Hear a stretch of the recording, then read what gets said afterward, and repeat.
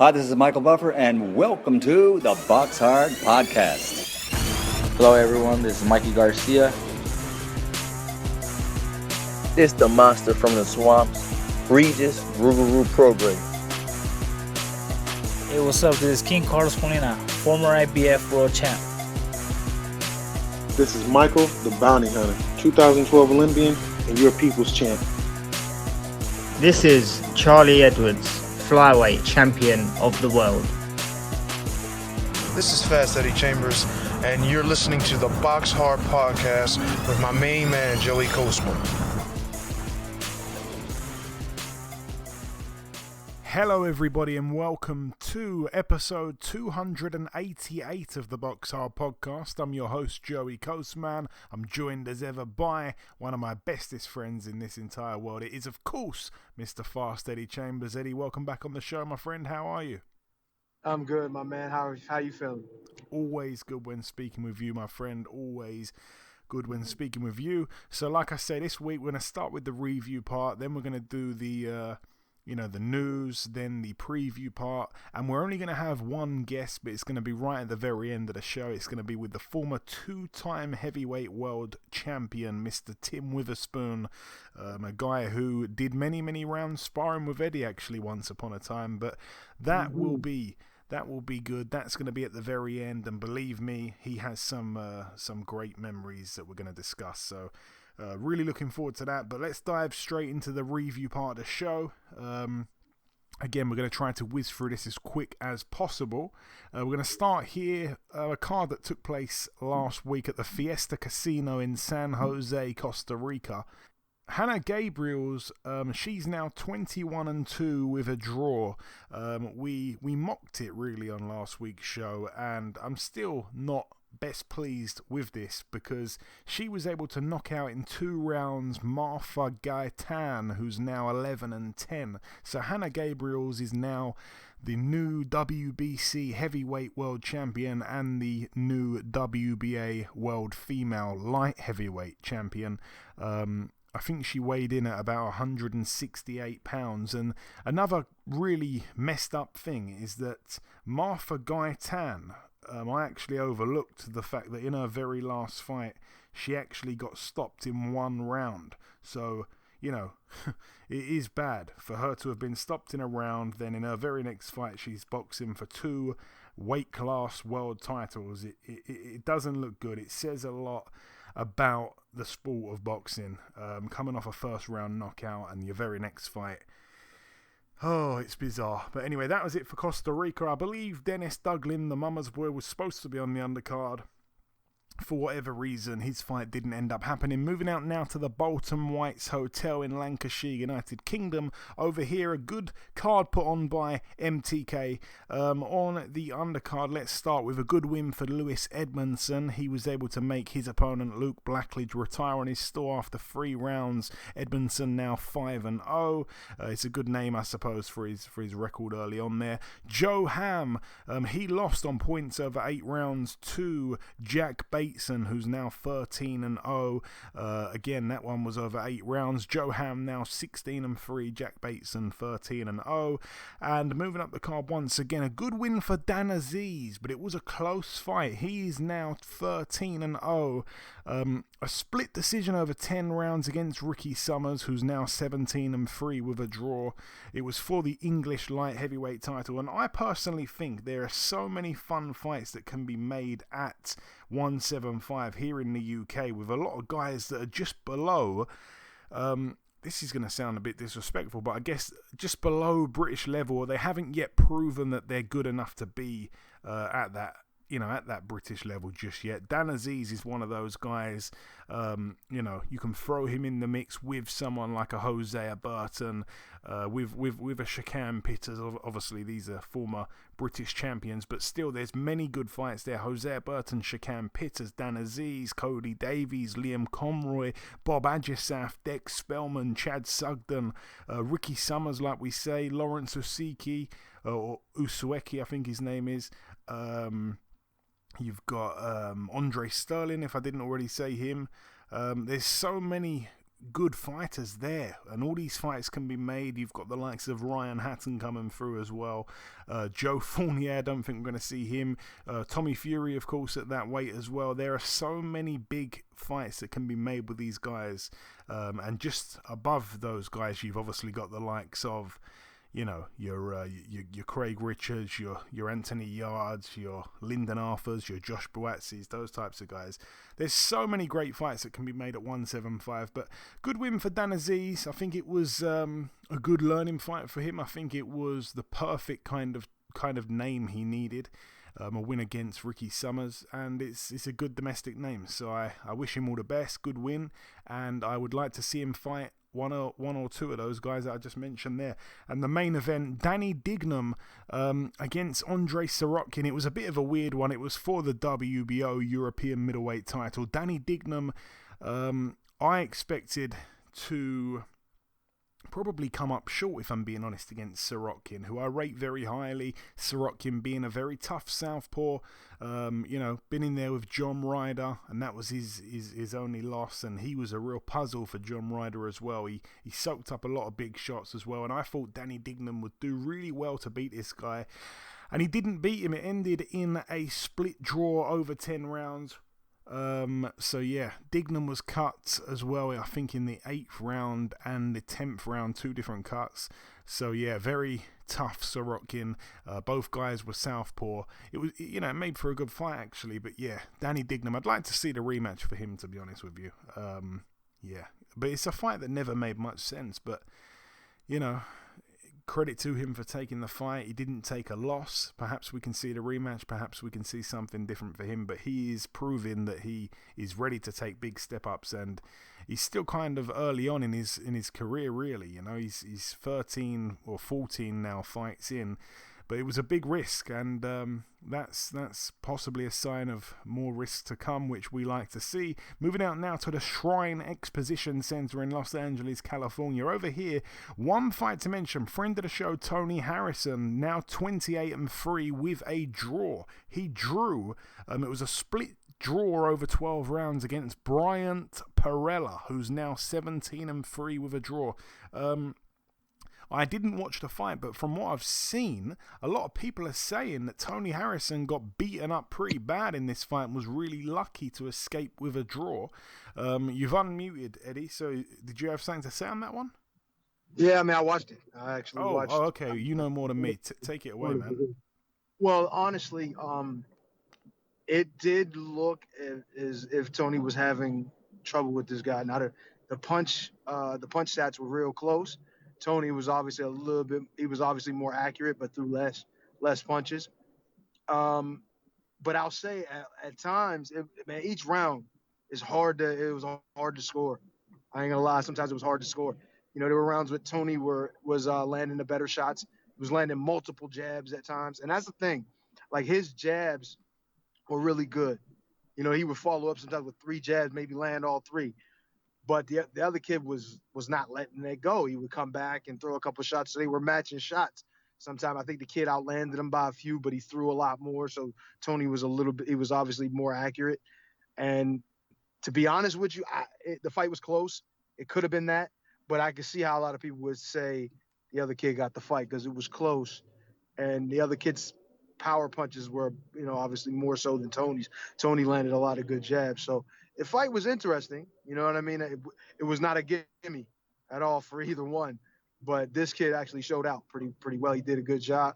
He did what he could to make the fight, I don't want to say ugly. Like, it wasn't that he had a ugly style necessarily, because he was landing some clean shots on Tony. Had his head going back. Actually, like, he buzzed him once or twice. So it was a good fight. But I can see how people can say that. I can see a lot of people thinking that because Tony Harrison's more of a high-profile fighter than this guy. You know what I'm saying? So they're expecting Tony Harrison to go in there and take over, and it just wasn't like that. This kid was actually a pretty good fighter. You know what I mean? He was tough and determined too. So, but interesting fight. I'm not mad at a draw. If you're gonna pick a winner, you don't want to rob anybody. So I'm not mad at a draw. Yeah, a lot of people now wanting Tony Harrison to move up in weight. Like I say, I didn't see it. I appreciate you filling in for me there, Eddie. But yeah, he's a friend of the show. He's a former world champion. I think a lot of people, like you say, probably expected more from him. Yeah, he's in a bit of a sticky patch, I guess, at the minute. Obviously losing his world title. And yeah, it hasn't been a smooth comeback quite clearly there. Moving out now, though, to the Seminole Hard Rock Hotel and Casino in Hollywood, Florida, USA. This one was on DAZN. I'm, of course, going to start with the undercard. A few losses, actually, for undefeated DAZN/Matchroom Eddie Hearn prospects. I'm going to start here with Ofer Jones III. Really good amateur, but he lost here.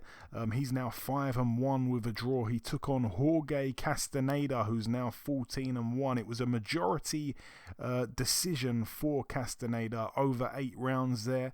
Also on the card, Muhammad Rassel Majidov, now 3-1. He was knocked out in the first round against Andrei Fedosov, who, of course, I think was coming off quite a layoff. I think it was like since 2019 since he last boxed, and he last lost the fight, I think it was in 2013, to Bryant Jennings. I think he got stopped, but anyway, he was in there against Majidov, a really good amateur. Majidov was down twice in that first round, and he was unable to continue due to an ankle injury. It was freakish. I think that Fedosov, I believe, was a 10-1 underdog, but if you was to have bet on the first round knockout, I mean, that was like 100-1 or something. So huge upset. It just goes to show that anything can happen in boxing, especially heavyweight boxing. Moving up the card once again, I'm going to now discuss Carlos Gongora getting a knockout in the 8th round against Christopher Pearson. Gongora now 20-0. It was for the IBO World Super Middleweight title. Christopher Pearson now 17-3. I think that one was from like a cut, I believe. I think Pearson had a cut. That's pretty much the open and shut of that one. But the main event, that's what we're here for. Demetrius Andrade, now 30-0, the perfect resume, the perfect record, I should say. A defense there of his WBO World Middleweight title. Liam Williams in the other corner, very game, very gutsy. He was down in the second round. Liam Williams now 23-3 with a draw. Is he going to be a nearly man, or is he going to actually win a world title at some point? I'm going to fly through these rounds before I come to Eddie, of course. First round I gave to Andrade. I couldn't believe how aggressive he was straight away, winding up with big uppercuts. Not really the typical start that we're expecting to see from Andrade, who for me is a bit of a slow starter usually. He came out with the cap that read War, so it was like some kind of tribute to Marvin Hagler, the fast start here. I don't think Williams was really hurt much at any point in that first round, but Andrade was able to land the backhand pretty much at will. He looked so fast as well. It was a big round for Andrade. Round 2, like I say, down went Williams. The gap in class was incredible to see, just unfolding in front of your eyes. I know how good Andrade is. I picked him to win the fight, but I was stunned at the difference in ring IQ. Williams was just marching forward, walking into shots. It was a straight left, right. So like a 1-2 that put Williams down from that southpaw stance. He was in a world of trouble as well, Liam Williams. He was getting completely outclassed and out-hustled. Round 3, a much better round for Williams. Close round, I'd say. Maybe even a Williams round. Andrade didn't look as comfortable. Round 4, a definite Williams round for me. He landed a number of big looking shots that Andrade was trying his best to block, but Andrade was looking a little bit unsteady on his feet, I felt. Round 5, a really interesting round, but a round for Andrade in my opinion. Round 6 and 7, I gave to Andrade, especially round 6. He was really switched on, Andrade. Round 8, Andrade was starting to get into a bit of a rhythm. He was looking comfortable again. Williams was trying to goad Andrade with words in the ring. Andrade was still in full control though. Round 9, for me, a round for Williams. He hurt Andrade, it looked like, with big straight right hand. It put Andrade back onto the ropes and he was on unsteady legs. It was definitely encouraging signs late on for Williams. Round 10, for me, another round for Williams. Andrade was starting to hold as much as he could. Williams looked the much fresher of the two at that point. On my card, Williams needed the knockout though. I of course didn't know how the judges had it, which was what really mattered. But it was, it was getting to be a really interesting end to the fight because you didn't really know what was going to happen, even in the 10th round. Round 11, a closer round, but I still edged it to Williams. And round 12, I gave it to Andrade. I think he closed the show nicely in the 12th. He didn't leave anything in the ring. And I looked at the in-play betting in round 12. I saw it was 66-1 for Williams to win the fight by any method. So basically I was thinking, wow, these scorecards are going to be very wide, I guess. Or maybe I'm seeing it too lenient towards Williams, despite having a bet on, by the way, for Andrade to win on points. I thought that was a very safe bet, which it turned out to be. But credit to Liam Williams. He's really, really such an improved fighter. I don't think Andrade's style was any good for him. I still think Williams can win a world title, but obviously not against someone like Andrade. I'd like to see him in there with maybe some of the other champions. Remember, this guy probably can still make 154. He's not big for 160. He moved up there. I think he could probably still make 154. But definitely he has a chance against some of the other guys. I'd like to see him in there with someone like, dare I say, a Golovkin or like a Murata. I think he could probably beat Murata. There's some serious guys he can beat out there, but Andrade just showed his class, man, and he doesn't always get to show us his class every time, but this style played into his hands. I think it was a little bit bull and matador type stuff, and once again, it was nice to see Andrade do his stuff, because Andrade is a guy that gets a lot of, I think, not hate necessarily, but he doesn't really get the accolades he deserves. He doesn't really get the plaudits. He doesn't always have the most fan-friendly style, but for me, when he was switched on during the fight, he was on another planet, and we don't always see him, that riled up, that interested, I feel, is the fair thing to say. So, yeah, I want to see Liam Williams come again. Credit to him, friend of the show. And Andrade, I mean, he can show that when he's focused, he can really pull away. And I'd love to see him in a huge fight. I'd love to see him in with a Billy Joe Saunders still, but obviously that's not going to happen.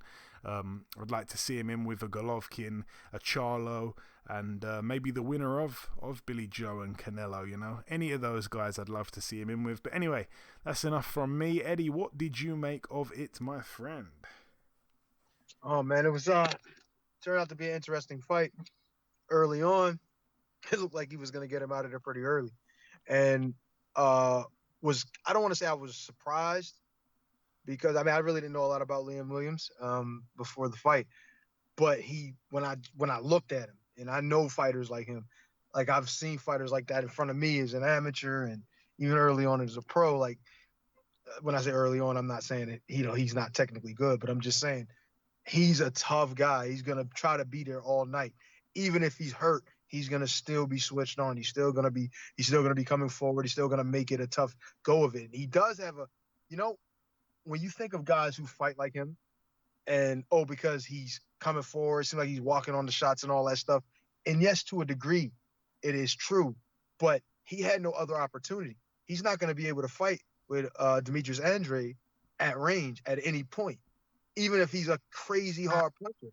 He doesn't have a chance in hell in a fight like that.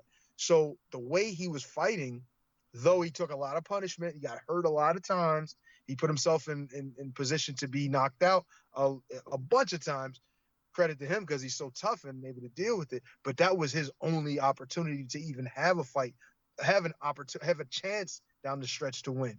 It was funny. I was listening to I was at Joe Engel, right? His trainer in the corner, and he was saying like 8, 9, 10. He was expecting at that point for Andrade to get a little tired and to be worn down from all of the roughhouse tactics, which I think was extremely smart, showed a great IQ for not only Liam Williams, but for his corner. to really have a plan like that, you know you're not going to be able to box with Demetrius Andrade. It's not going to happen.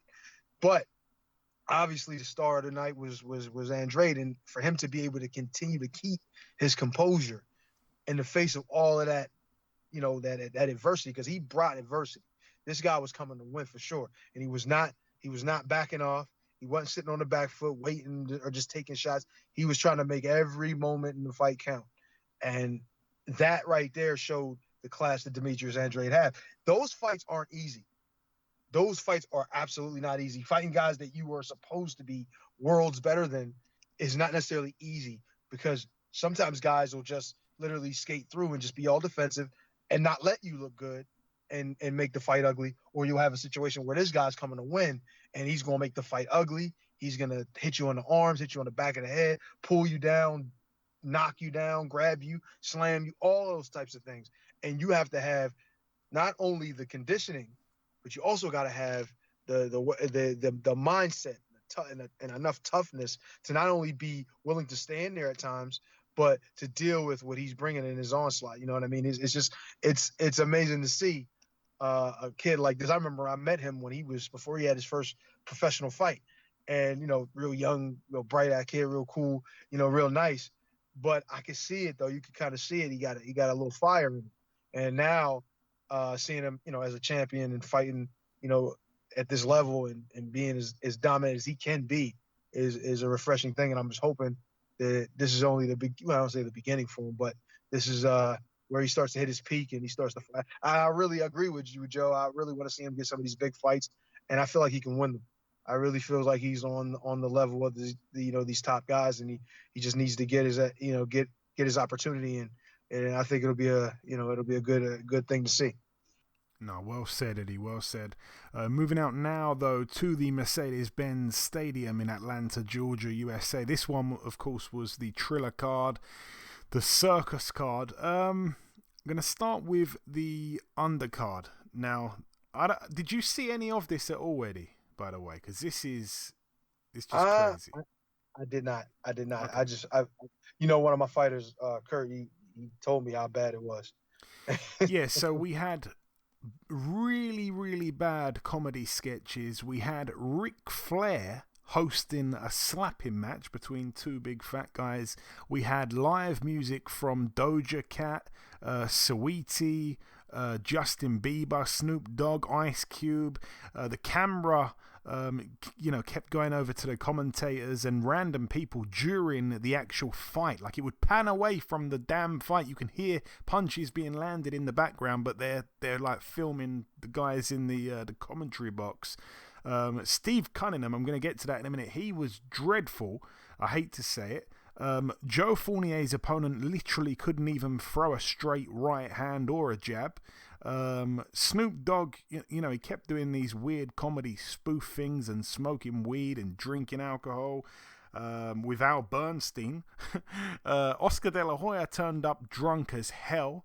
You had Teofimo Lopez in the crowd with George Kambosos. They're fighting each other. They got them up there to talk some trash. You had Chuck Liddell in the crowd. You had Ivan Redkach milking that punch, saying it was low. He was rolling around on the floor, even though he got hit in the in his side, kind of like it was a body shot. It was a legal body shot that Regis Prograis landed. Redkach was rolling around the floor. His girlfriend actually got in the ring in the middle of the fight. I've never seen that before. He ended up getting pulled out on a stretcher. There was one point where she was fiddling around with his shorts, and one of the commentators made a joke that perhaps he's going to get a boner. Michael Buffer turned up quite late. There was a 12-foot tall robot that was dancing behind Jake Paul when he was walking to the ring. Jake Paul got out the ring after he won his fight. He jumped over the announcement table and took a drink from Snoop Dogg. He had like a bottle of his own alcohol and started downing it. It was just absolutely mental.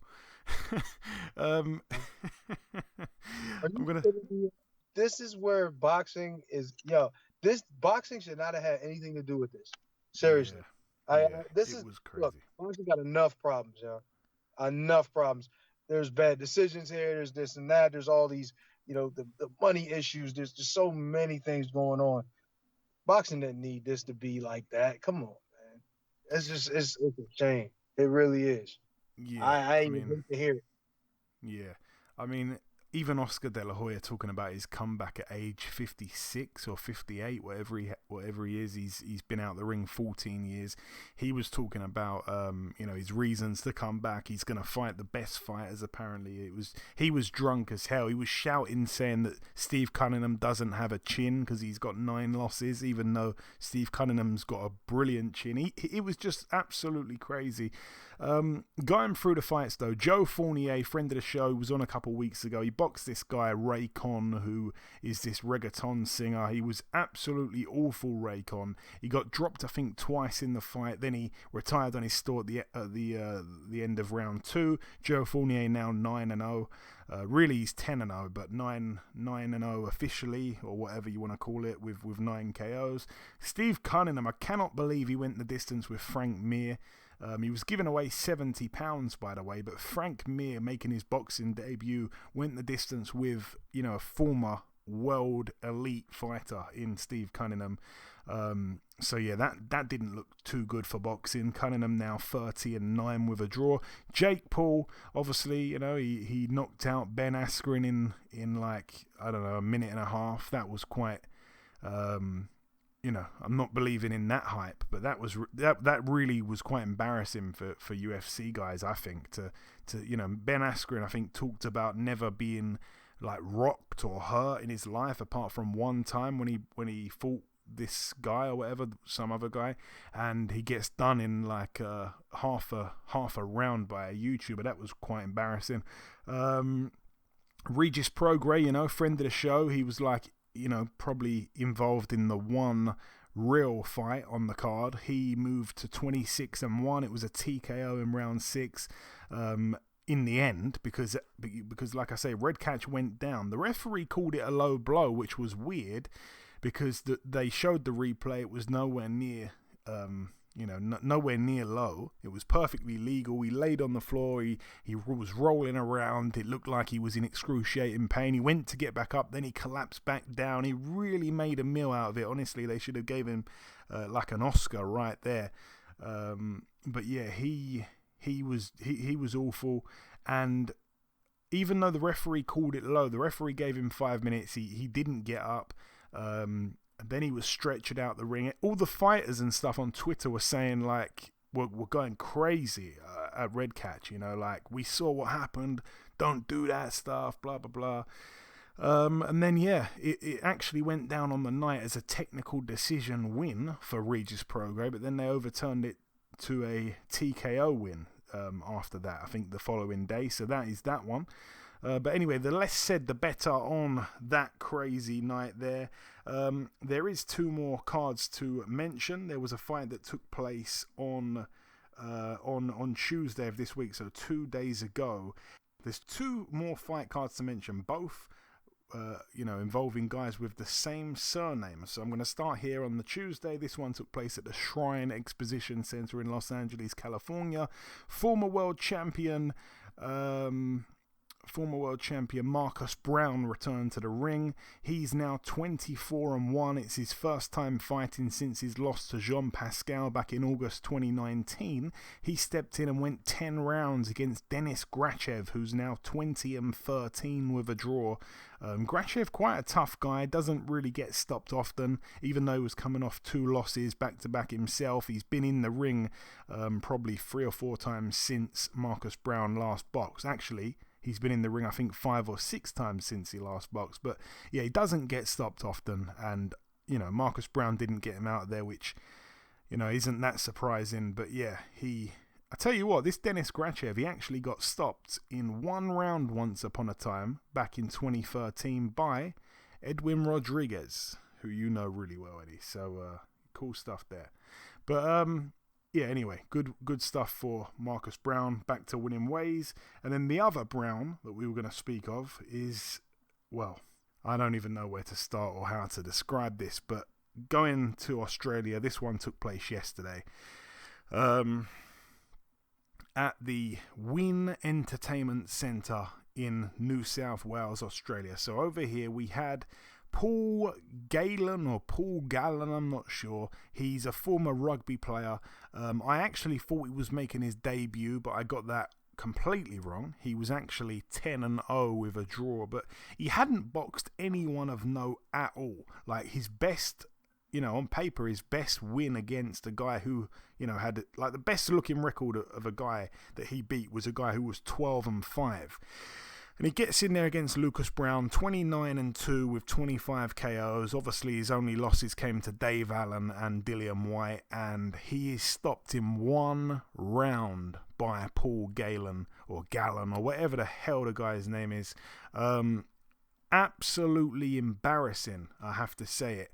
And Lucas Brown's a friend of the show. I really have a soft spot for Lucas Brown. If he really did go to Chechnya and knock out Ruslan Shagayev in a fight where he was dropped himself, if he got back up and knocked him out and wasn't on illegal substances, which they think he was and he swears he didn't, and I kind of believe him, and they stripped him because they found stuff in his system and he said, it was all lies or whatever.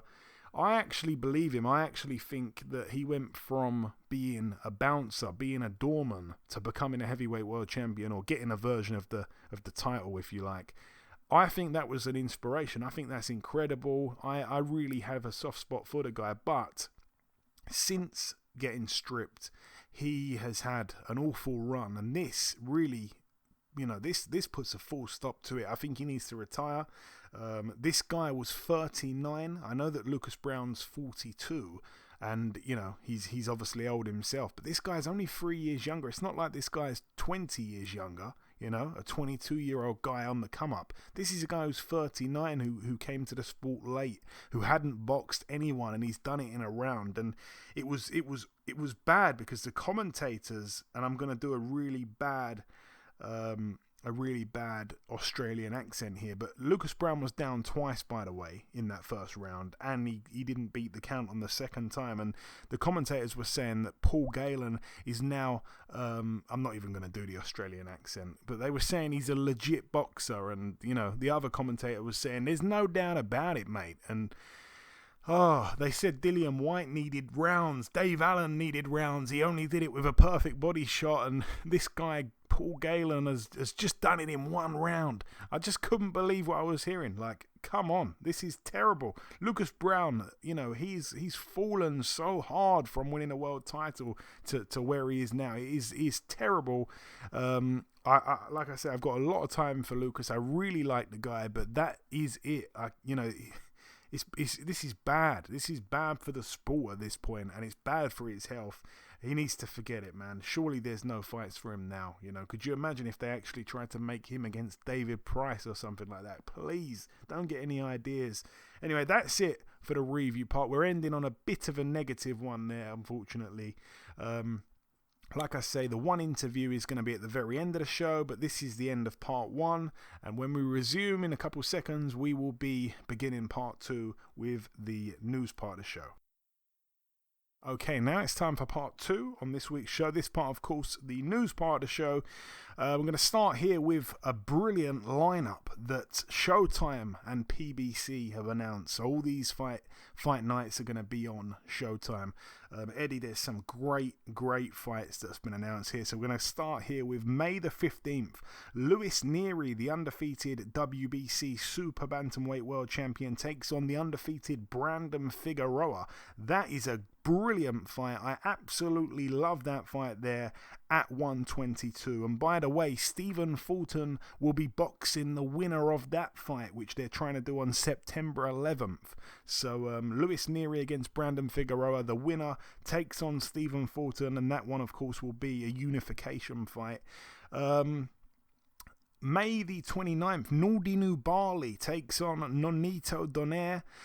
Jamal Charlo takes on Juan Montiel. That's on June the 19th. That one, by the way, is the worst fight of the lot. I hate to say it.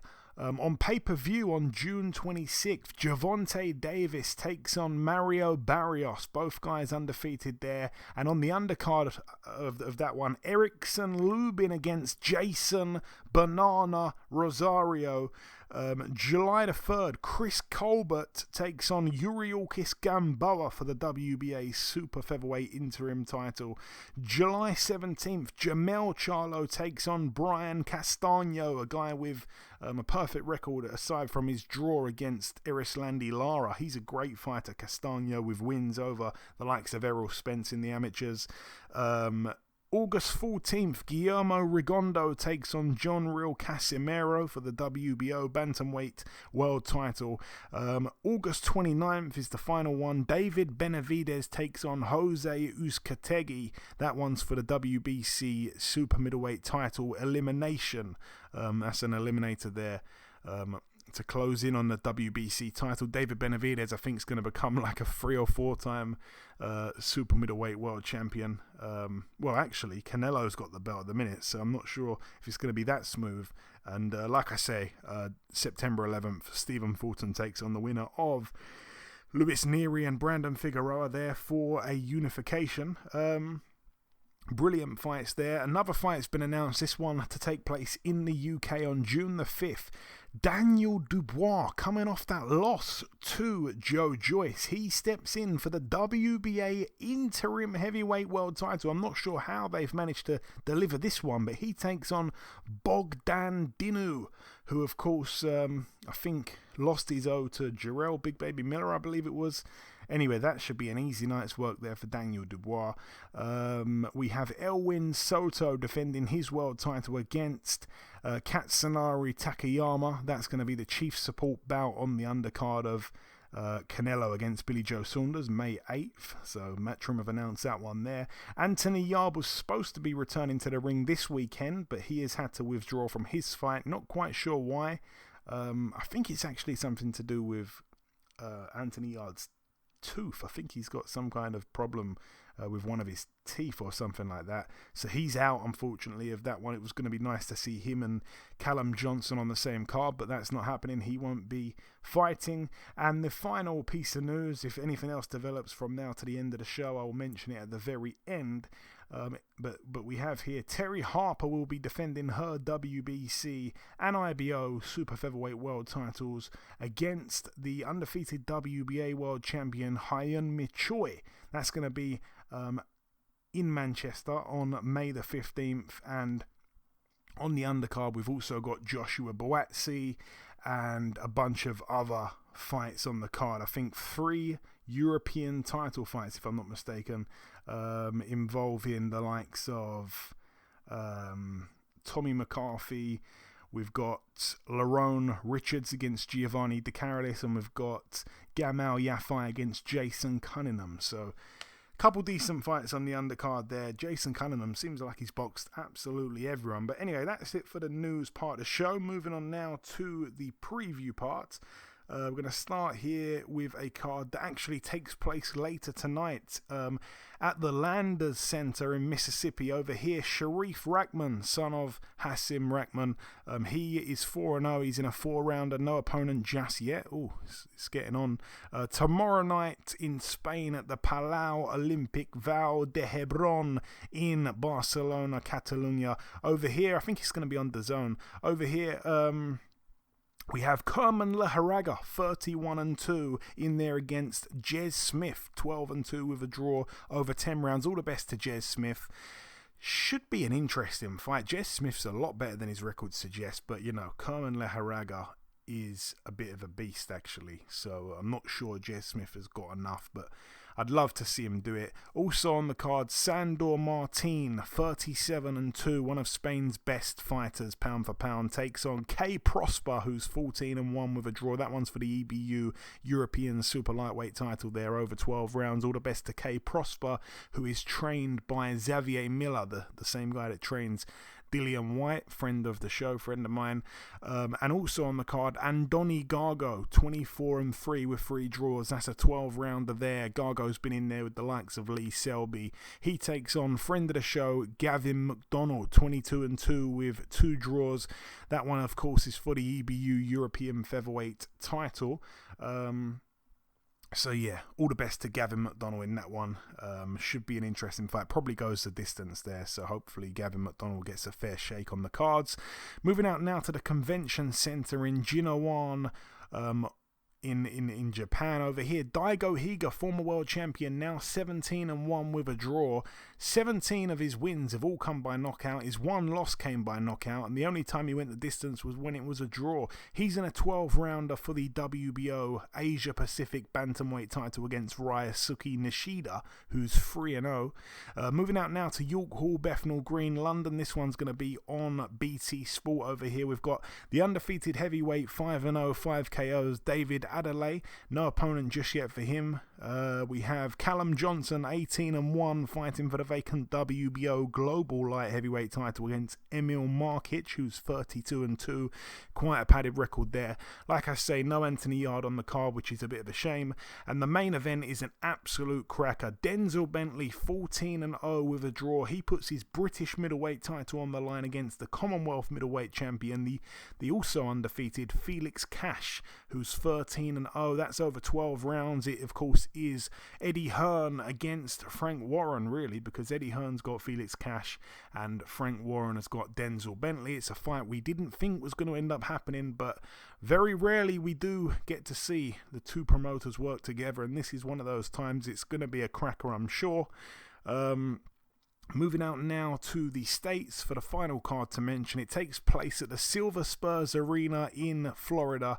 Over here we have Emmanuel Navarrete, 32-1, defending his WBO World Featherweight title against Christopher Diaz, 26-2. That's over 12 rounds. And the young knockout kid who is taking out every man in the first round. He's managed to do it all 16 times. He takes on, I didn't even say his name, you should know it by now, Edgar Berlanga. He's in an 8-rounder against Damond Nicholson, who's 23-3 with a draw, the man from Maryland. I remember Damond Nicholson boxing Jesse Hart, and I think he wanted a way out of that fight, if I remember correctly. So yeah, I don't like his chances against Berlanga. I think he's going to feel the power early, possibly in the first round, and I don't think will last very long. But can he become the first man to take Berlanga into the second round? We shall see. What an exciting fighter Berlanga is. You've got to tune in. It is, it always, is exciting. It always kind of brings you that, I don't know what the word is, that what am I looking for? What's the word there, Eddie? You want to watch a guy to see if someone could take him into the second round. I guess it's thrilling. I don't know what the word is right now. That anticipation. Can he do it? Yeah. That's a good word. Just to kind of see if it can happen. I mean, it's crazy to think see if we can get a guy that can actually take a fighter into the second round. It's not that common that people get knockouts like that. That's impressive. That just shows how good of a fighter he really is and how powerful he really is too. So, hey, you know what I mean? I'm looking forward to seeing if not only can he get put in the second round, but maybe even actually have a round where he may lose a round.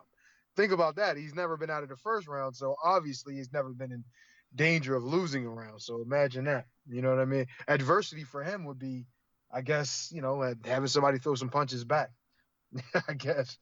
But, he just seemed like a special fighter right now. Yeah, all those judges that turn up to judge his fights, 3 judges. So, what's he had? He's had 16 fights, so 3 judges each time. So that's 48 judges that have been paid for doing absolutely nothing. They didn't even need to bring a pen and paper with them. How funny is that? All the best to Edgar Berlanga, and I will be tuning in just for the excitement, just for the anticipation. Can Damond Nicholson take him into round 2, into uncharted territory, as they say? But anyway, that's it for the reviewing. That's it for the news. That's it for the preview part of the show. Just before we wrap up part 2, the final thing to do is to welcome our sole guest on this week's show. It's a lengthy interview. It's very in-depth. It's a guy that has shared many rounds with my co-host, Mr. Eddie Chambers. And that man, of course, is the former 2-time heavyweight world champion, Mr. Tim Witherspoon. Ladies and gentlemen, please welcome the former 2-time heavyweight champion of the world. It is, of course, Mr. Tim Witherspoon. Tim, welcome to the show, my friend. I prefer you just call me Tim. I know you just saying Mr. Tim, but that's cool. Tim is cool. I feel at home. There we go. So, Tim, I'd like to start where I always start these kinds of interviews. Tell me, where did your boxing story start off? What's your earliest memory, perhaps, ever putting on a pair of gloves for the first time, maybe? Oh, yeah. I was real young when we put on some gloves, but that was only for play. Me and my brothers and a lot of my friends were groomed to be American football, baseball, and basketball players. Boxing really wasn't in the picture when I was young. And when I first really seriously put on gloves or thought about it, I was 21 years old. So all before that, it was other sports. I was athletic, and my god brother, Tommy Wade, who passed away, God bless him, he taught a lot of young people in our neighborhoods. Well, there was mainly like about 7 of us, but then everybody in the neighborhood he was good to, but he emphasized on getting us ready, me and the Mighty Crusaders, they called us at the time. It was young kids. And, of course, you had that really brief amateur career. Am I right in saying you only had about 5 or 6 amateur fights, Tim? Yeah, 7. I thought it was 5 or 6, and then they told me it was 7. My last fight was with Marvis Frazier, Joe Frazier's son. Yeah. These guys had like 80 and 90 amateur fights, or I may be exaggerating, maybe 60 or 50.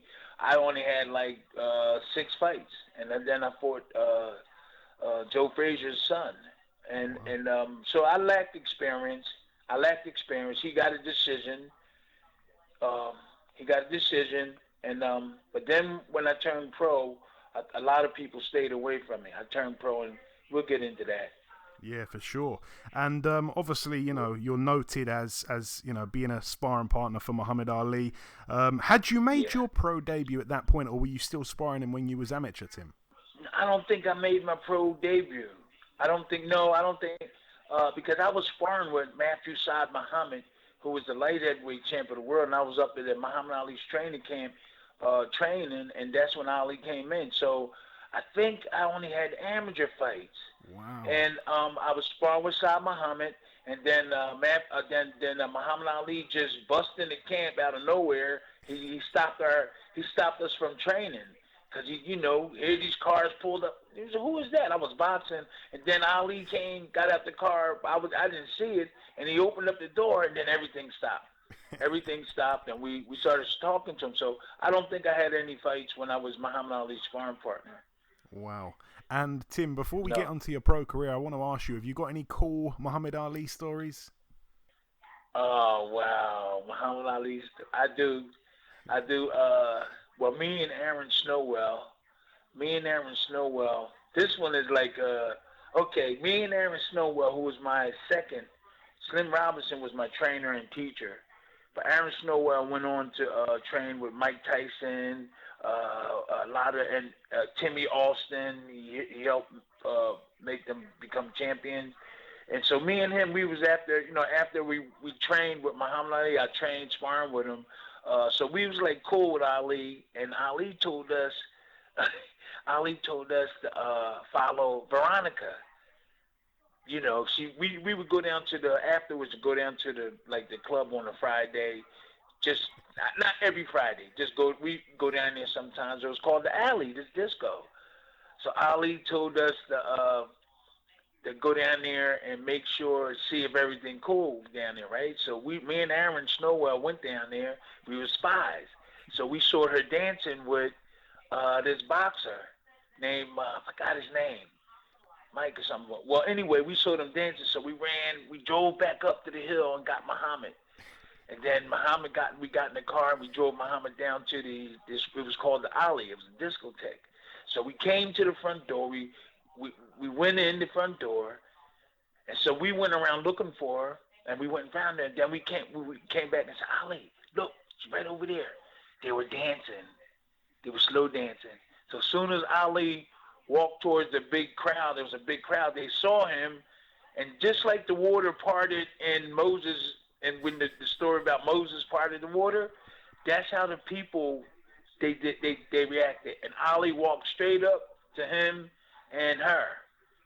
So we went back to the camp, and I heard that he had a big fight and argument in there, and the next day we sparred with the guy. We beat up on him. So so that was one of the good stories that that there, it was really cool being his lookout for him. So he went to Indonesia with me when I fought over in Indonesia. He was down in Georgia when I fought Tony Tubbs. He came down there, he sparred with me there. He sparred me when I fought Bruno, I think. And Larry Holmes, I think. So it was a great experience working with Muhammad Ali. But that was we was like his spies. Now that's an amazing story, man. If I was that guy, as soon as you guys came in the front door, I'd have been straight out the back door. I think that was the best thing he should have done. Yeah, but he didn't know that we were doing that. Yeah. You were good spies. And it was cool. Yeah, you don't do that. You don't do that to the champ. No, you dancing with his girl, and it was alleged that he was trying to, do other things, but that wasn't going to work. Yeah. Got a lot of nerve. Huh? Yeah, a lot of nerve, man. Like I say, he should have ran straight out that back door when he saw Muhammad. Getting on to your excellent pro career. You turned pro on October 30th, 1979, in your hometown of Pennsylvania. Do you remember much about your pro debut? You boxed Joe Adams. It took you one round to get him out of there. Yeah. I was real nervous. It was in that. It was a 69th Street Arena. It was in Upper Darby. That was Upper Darby. And the arena usually be like roller skating ring where they had roller skating activity, teams. So we got to the arena. It was my first fight. I was nervous as hell. I was nervous. I did have one of the best trainers that ever lived. One of them. He's one of the best, Slim Robinson. And but at the time, he was my trainer, and I knew he was good, but I didn't really sink it. It didn't sink in until I started winning the fights. But I was in the dressing room. I was the walkout bout. I was the walkout bout. It was a whole lot of other fights in front of me, and I was nervous as hell. And to top it off, the Olympic champ Terrell Biggs came in near the end. I'm nervous. I'm fighting this guy who was way bigger than me. Joey Adams was way bigger than me. I think about 70 pounds heavier. And I'm up here waiting. I was just dying, sitting there waiting. And then to top it off, Terrell Biggs comes in. And I'm sitting there, and hey, congratulations, Tim. Not congratulations, this your first one, man. Do well. And then right after that, they came and got us. We went out there.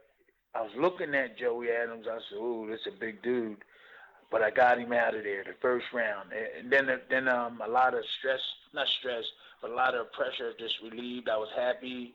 And as I started getting fights, I was nervous, all the fights, but then eventually, as my skills started getting better, this nervousness started leaving earlier than usual. Yeah, and no, I like to always ask about guys' pro debuts because it's surprising to some of us when we think, wow, you were nervous and you went on to obviously be such a great fighter. It's interesting. I want to just briefly talk about this one. I was going to perhaps skip this one out, but I want to touch on it here. If we jump forward to February 7th, 1981, you box the undefeated at the time, Marvin Stinson. Now, Stinson was a really good amateur, and like I say, he was undefeated when you boxed him that night in Atlantic City. The first time as well that you went 10 rounds as a pro. Tell me what you remember about that night there. It was probably your biggest win at the time, Tim. Yeah, that was, and I felt bad because I heard about him. I knew of him. I knew of Marvin Stinson. He was a really nice person, but we had to fight. And really the fight, he had experience. And the fight was, I'm not going to say it was easy, but in a way it was. You know what I'm saying? So by the time I fought him, it was a hard fight. It was a hard fight because he had more experience than me, and I think I almost stopped him maybe twice in the fight. And here's a guy that has more experience than me and everything, but I won. I got the decision, and after the fight, I felt bad because I found out that he was in the line for a title shot or a big money fight with I forgot who it was, but I bumped him out of fighting a big fight. And he was going to make a lot of money, and I felt kind of bad about that. But it was a challenging fight. I was still learning. He was more experienced than me. It was just that I know that my trainer, when he picked the fight, that I would be ready for him. He always he was always, well, you could do it, Tim, you could do it. And I was doubting a couple of times. Not that I couldn't really beat him, but is it too soon? Just like when we fought Larry Holmes. Yeah, and again, I thought it was too soon. And it wasn't. Yeah, no, for sure. And again, only 10 months later, you gather a bigger win. You box the eventual WBC Cruiserweight World Champion, the undefeated Alfonso Ratliff, at the Playboy Hotel and Casino. You knocked him out in 7 rounds. A brilliant win again. Oh, yeah. That was a crossroad fight. In your boxing history and boxers in their history, there's always crossroad fights where you have to fight somebody to move on to bigger and better things. And a lot of times you build your boxer up and some tough fights and then, some easy fights. But this was definitely a crossroad fight. And this was a fight that's going to determine whether I'm going to go on to get a belt or go on to bigger and better things. And so I had to be in shape, and I had to win this one. So he moved up to heavyweight and try to, and we did a lot of mouthing back and forth, all the hoopla before the fight. He was aggressive. I was aggressive. He did his skills. I did my skills, and I finally caught him in the 7th round and ended the fight. So the fight proved who was the better boxer and better champion to be. But now he's one of my best friends. He's one of my best friends. We keep in touch, and that's what's good about boxing. You get to be friends afterwards. So he's a good friend. He's a good friend right now. No, but I knocked him out. I felt really good. That's really cool. After that, obviously, you beat Luis Acosta. Then you go on to fight former heavyweight world title challenger Ronaldo Snipes.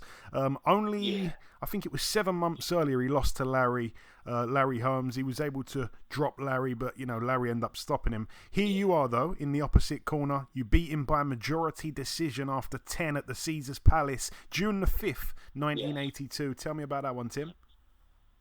Yes. I wasn't worried about him. I had good defense, but he do got a good right hand, because that's what he dropped Larry Holmes with. But he ran a lot. So when the bell rung, whoever was in his corner, didn't give him good advice. I was young. I was ready. I didn't want to lose the fight, but their strategy was wrong. So he ran the whole fight. And I had to chase him. And he had hard punch. He hit me a couple of times, and I said, whoa. And after the fight, I seen he got big hands, too. So I think they had a strategy that didn't work for him for that fight, because he kept running and trying to hit and move. I think he would have did a lot better slowing down and try to trade punches but have a good defense.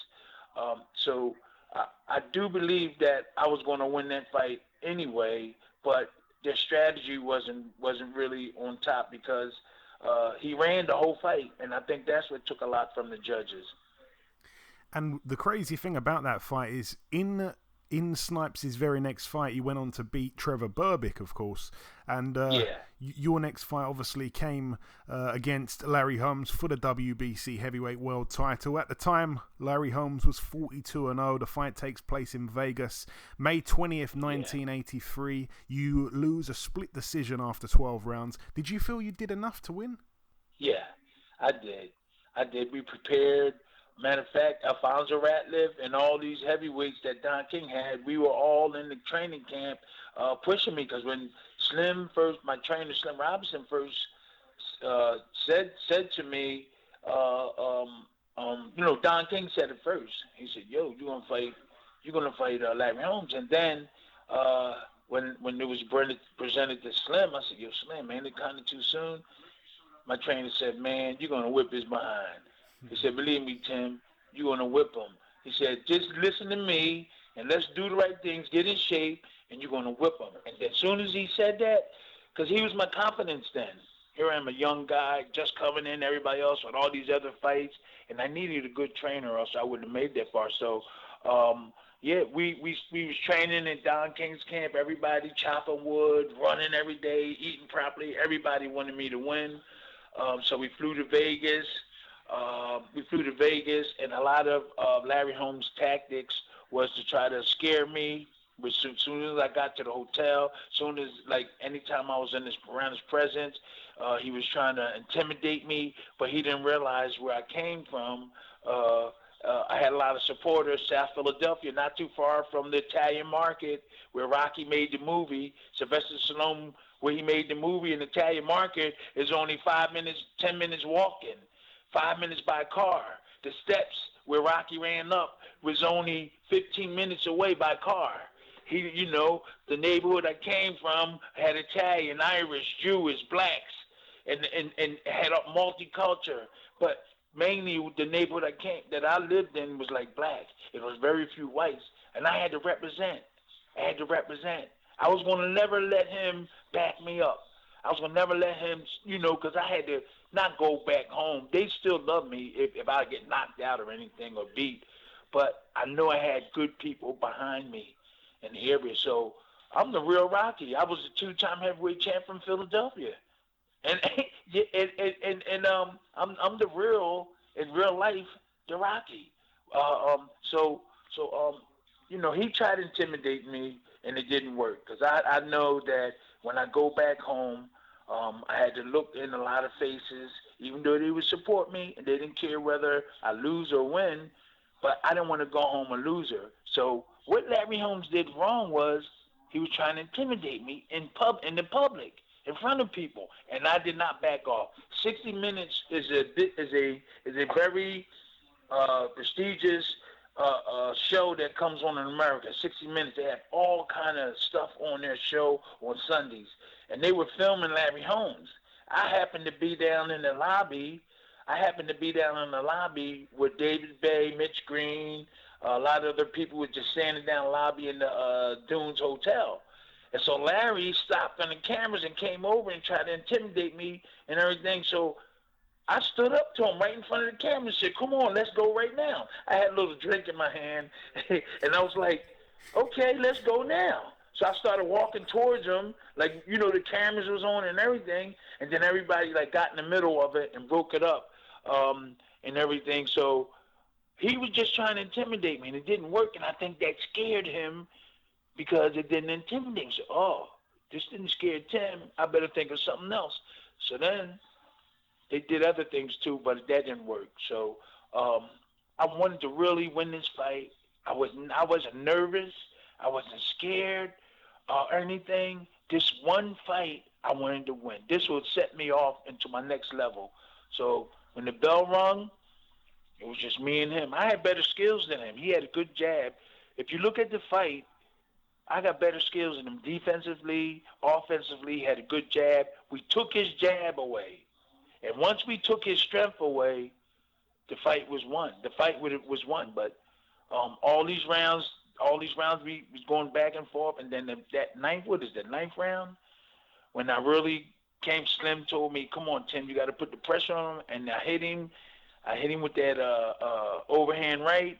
And then I was inexperienced. I was going too fast. So when I hurt Larry Holmes in the ninth round, inexperience set in because I just tried to throw punches from everywhere. And then when I went back to the corner, my trainer told me, look, you should have took your time, and place your shots.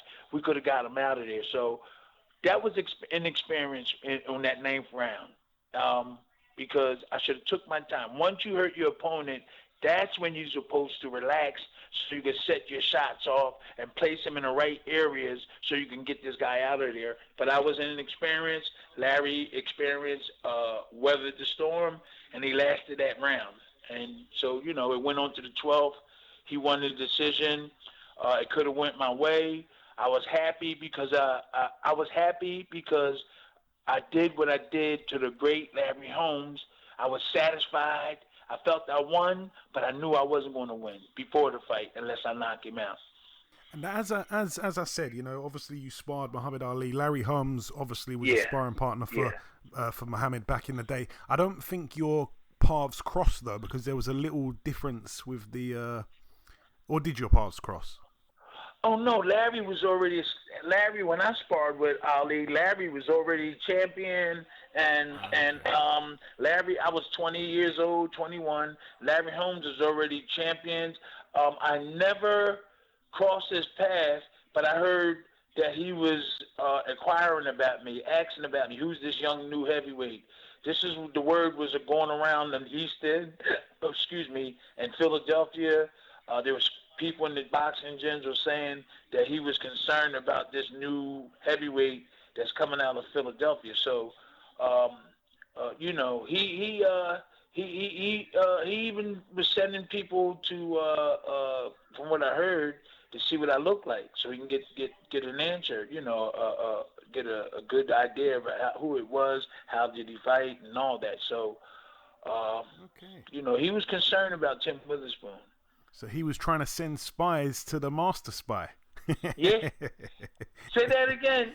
He was trying to send the spy for you, but you was already experienced with being a spy yourself. You can't spy on a spy. Oh, that's cool. I like the way you add that in there. Yeah. Well, he was nervous. He wanted to reach that Rocky Marciano's record. He wanted to, he didn't want nothing to get in his way. And Don King was giving him tough fights. And that's how the IBF was created, because Larry Holmes didn't want to fight none of the young Turks. After Snipes, and then after me, he wanted the easy ride to beat Rocky Marciano's records. Two things I think that stopped that is he talked about Rocky Marciano negatively. He talked about him, and there was something else he did. I forgot what he did, what slowed him down from him reaching that record. Michael Spinks beat him. So he created the IBF so he can get a clear road to beating Rocky Marciano's record, but it didn't work out that way. And this is what I was told. That's how the IBF was created.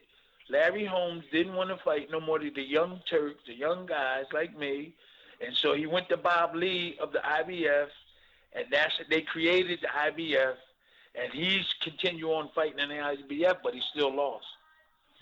Yeah, come back. That's how the IBF was created.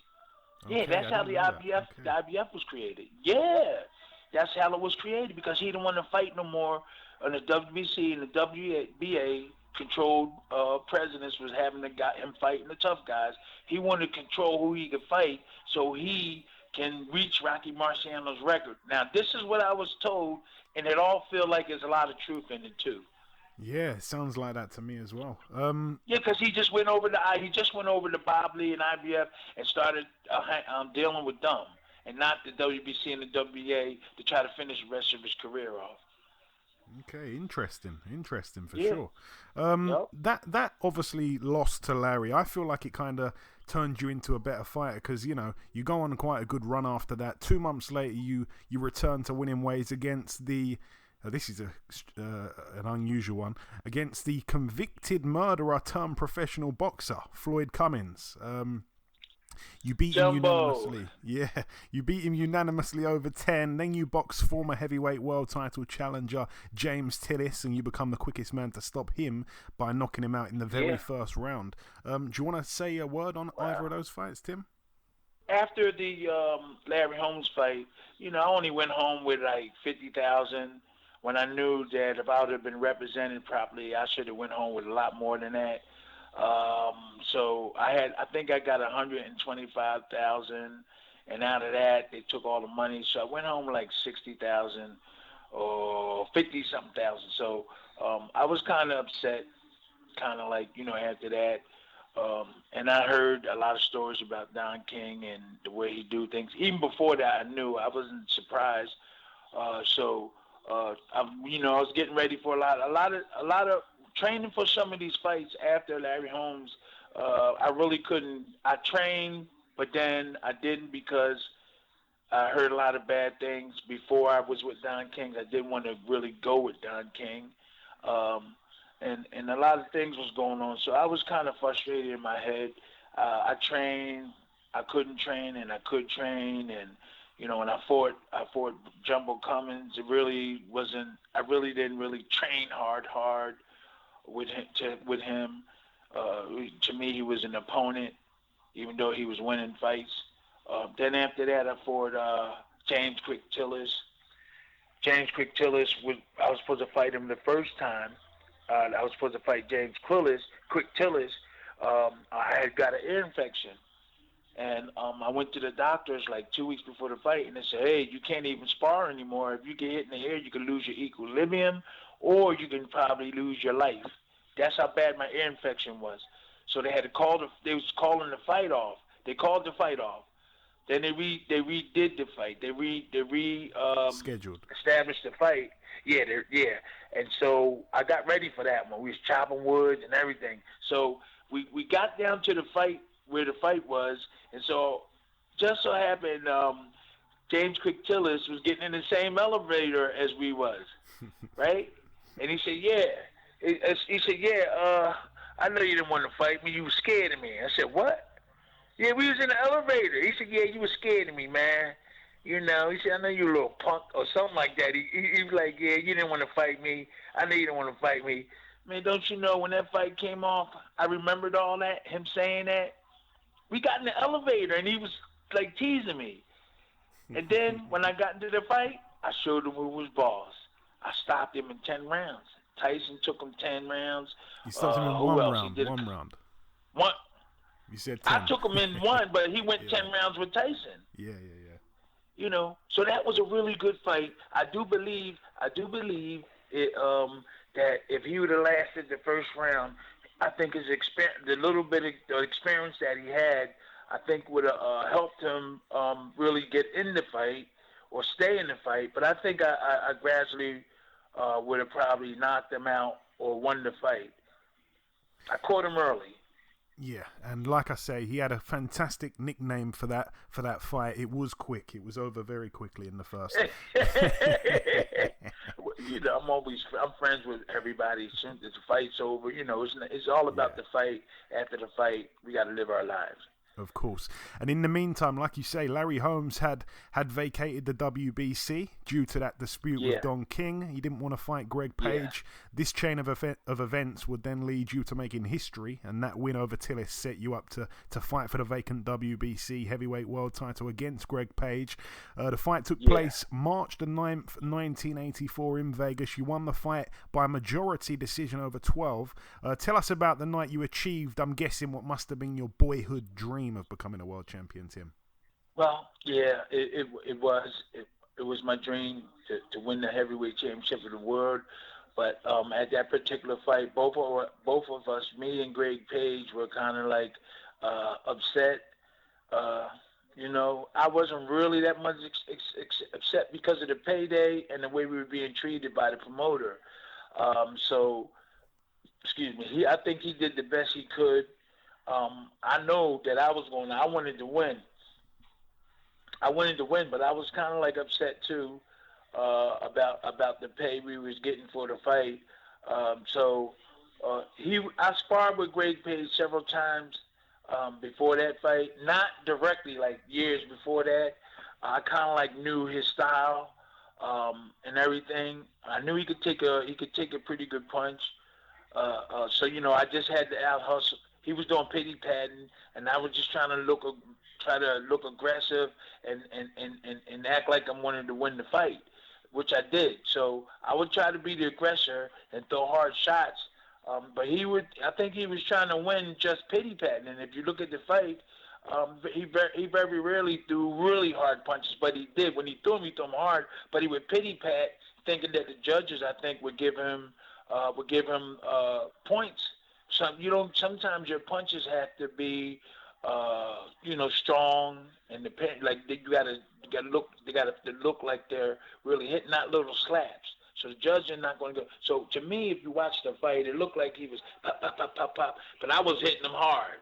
He hit me hard a couple of times. So two young guys in the ring, two boxers, Greg Page and Tim Witherspoon, both set out to be champions one day, and I edged them on it and got the championship. And what did that feel like, Tim? What was the like? How do you describe the the feeling of becoming a world champion and, like we said, achieving your dream? Well, it wasn't like Anthony Did Joshua life change? No, it wasn't like Anthony Joshua or Larry Holmes or Tyson Fury or Wilder in terms of finance, like and feeling a good feeling, finances, somebody that's behind you, that's going to push you. I don't know what that feeling is. Those guys, I got robbed out of that feeling. Those boxers got that feeling because they fought, they got paid properly, they were treated a certain way. Where we were treated, I was treated. I wasn't treated properly. We all, guys in Don King's camp were really not treated fully. So, when I won the title, I just felt like, well, the same thing's going to go on and on and on. You're not going to get paid properly. We're going to hear all this. We're going to hear all that. I'm sure those guys, when they walked away from there after their fight, everybody praised them. They had, I guess, had little parties. Everybody respected them. We were good boxers, but we didn't get respect because it was all, here come them, here those boxers again getting ripped off. Oh, we got to hear this again, getting ripped off. So it took a lot from us being champion. So after I won the title, I don't think I felt like Tyson Fury or Muhammad Ali or Larry Holmes. It was a down feeling. It wasn't a really happy feeling. I was like, okay, everybody, thank you. But then we had to it was over. We walked back, tell your family, well, I can't pay for this, pay for that, these type of things. And so it wasn't a feeling, I know for a fact, like these guys, these other champions had. So, and each time I won it, I felt the same way. The second time I won the title, the IRS came in and took all my money. I had to borrow money from Don King. So I really can't tell you the feeling that I was supposed to get. I was robbed from it. But when I went back to my neighborhood, that's back in Philly, everybody was happy, but they didn't really know what was going on. I told them later. Okay, that's it's difficult to hear actually, because it's supposed to be full of joy, but obviously it's not like that for everyone. Like you say, times have definitely changed now. Your world title reign would only be a short one. 5 months later, you're set to defend the title against the undefeated Pinklon Thomas, August 31st, 1984. This time you end up losing by majority decision after 12. It must be a disappointing night now looking back. Well, after those events that happened, I was really speaking up against what was going on. I'm gonna say this: after it's all over, me and Don made up, and I'll tell you about that. Right before the Pinklon Thomas fight, I was arguing and fighting. And even way before that, I was arguing and fighting about being mistreated financially and a couple of other different ways. So I knew that if I kept on, that I would have to knock Pinklon Thomas out. I knew I would have to. So the thing was, I kept on telling people all the wrong things, telling the newspapers. So I knew that I had to knock Pinklon Thomas out a month or two before the fight. How about that? You before the fight that you're going to have to knock this guy out, and you possibly get banded or what I mean by banned, people be against you and everything, So I didn't care. I just kept on speaking. I was tired of getting these small paydays and tired of getting ripped off. So I went into the fight. I felt that I won. But I knew what the circumstances was. I knew what was going on. I knew what was going to happen if I didn't knock him out during the fight. So I just went through the motions, and the results was, I knew what the results was. I knew what the results was, and so I had to live with it. I knew what the results was going to be before the fight, so I just had to go through the motions in the fight. I tried to win. Yeah, I tried to knock him out, but I knew for a fact that if I didn't, he was going to win, and Don King was going to get what he wanted, and that was the championship belt, and that's control, the WBC. And obviously after that fight, we're now in 1985. You kind of dropped down a level. You had 5 fights, 5 wins, including one against a guy who I'm sure we'll talk about later on, James Bonecrusher Smith. You beat him unanimously over 12, though. 2 fights after that is when you travelled to the UK, to Birmingham, and you boxed Sammy Scaff. How did that end up in the UK? Yeah. I don't know. I think at the time, so we have to really help the boxers out because you know we get left behind. I'm gonna go to talk to Sammy Scaff real quick. We don't have no coverage. Nobody taking care of us when our career is over, keeping us abreast on what's going on in the boxing game. Once it's over, once your career is over, that's it. You know, the boxing people, you don't have no programs to keep you involved in the boxing. They don't, commentation. There's no commentating. When I went over there for Sammy Scaff, I think that was, I think I had left Don by then, and it was another promoter I think got me to fight. I don't think it was Don King. So. We went over there. I remember that clear as day because Azuma Nelson fought on the undercard. He fought Pat Cadell. That's right, yeah. He fought Pat Cadell, yeah. And I knew it was just a warm-up fight for whatever's going to happen after that. So it was a good fight. I even told Sammy, I said, look, man, I think instead of you getting beat up, I think you should try to figure a way to don't go the whole 10 rounds.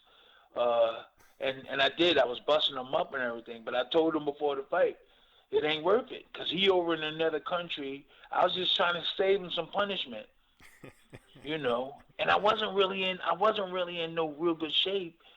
But he was going to be an easy fight. But it turned out to be he was a little tough in the beginning, and I got him out of there. But I did hit him with a good shot. So I did that because he was going to get hurt.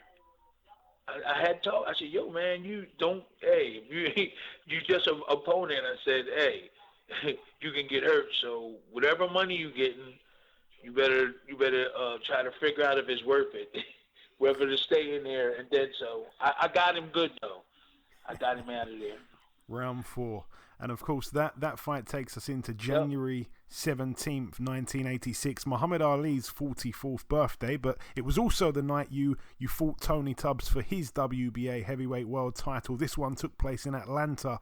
On this occasion, it would be a majority decision win for you over 15 rounds. Yeah. Tell us about the night you became 2-time world champion, Tim. Oh, yeah, it was great. I used to spar Tony Tubbs also. So Don King had us all in the camp training each other and sparring. So Tony's a good friend of mine. But I knew that Tony was slick. Tony was smart. Tony could punch a little. Not as hard as, the top heavyweights, but he could punch. He could punch too. But I wasn't fearing his punch, but he was very slick, very intelligent with his boxing skills.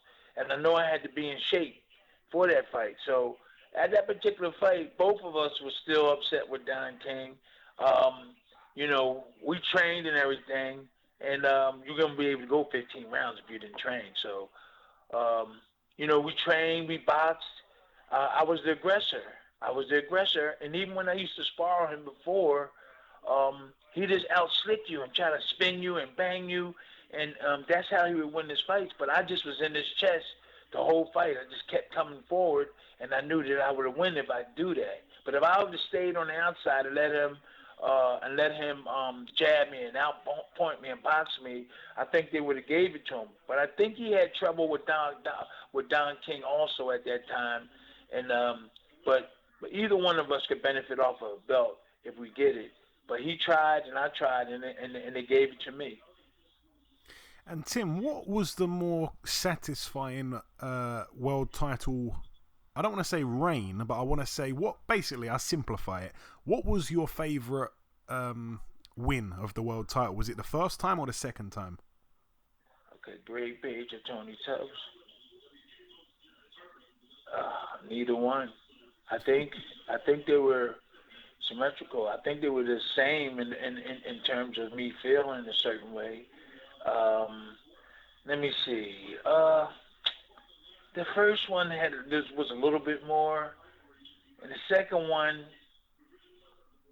I went home with no money. I told you the IRS took my money. It was embarrassing. I was only getting $50,000, so it really wasn't no big occasion.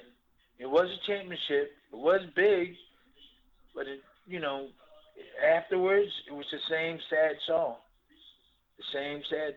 So I think at that point too, Don King was trying to get Tyson to be on his team.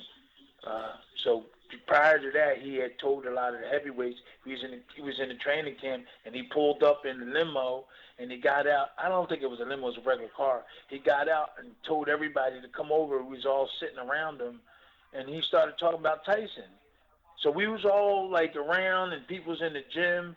So Don came out and sat on the chair, and everybody came around. About 15 people, boxers, and he was telling all the heavyweights. He was like, "Hey man, y'all guys better get in shape. There's this young kid named Mike Tyson, and he's really tough. So I advise y'all to be in shape." And so we didn't pay him no mind. We said, "Who the hell is this Tyson guy?"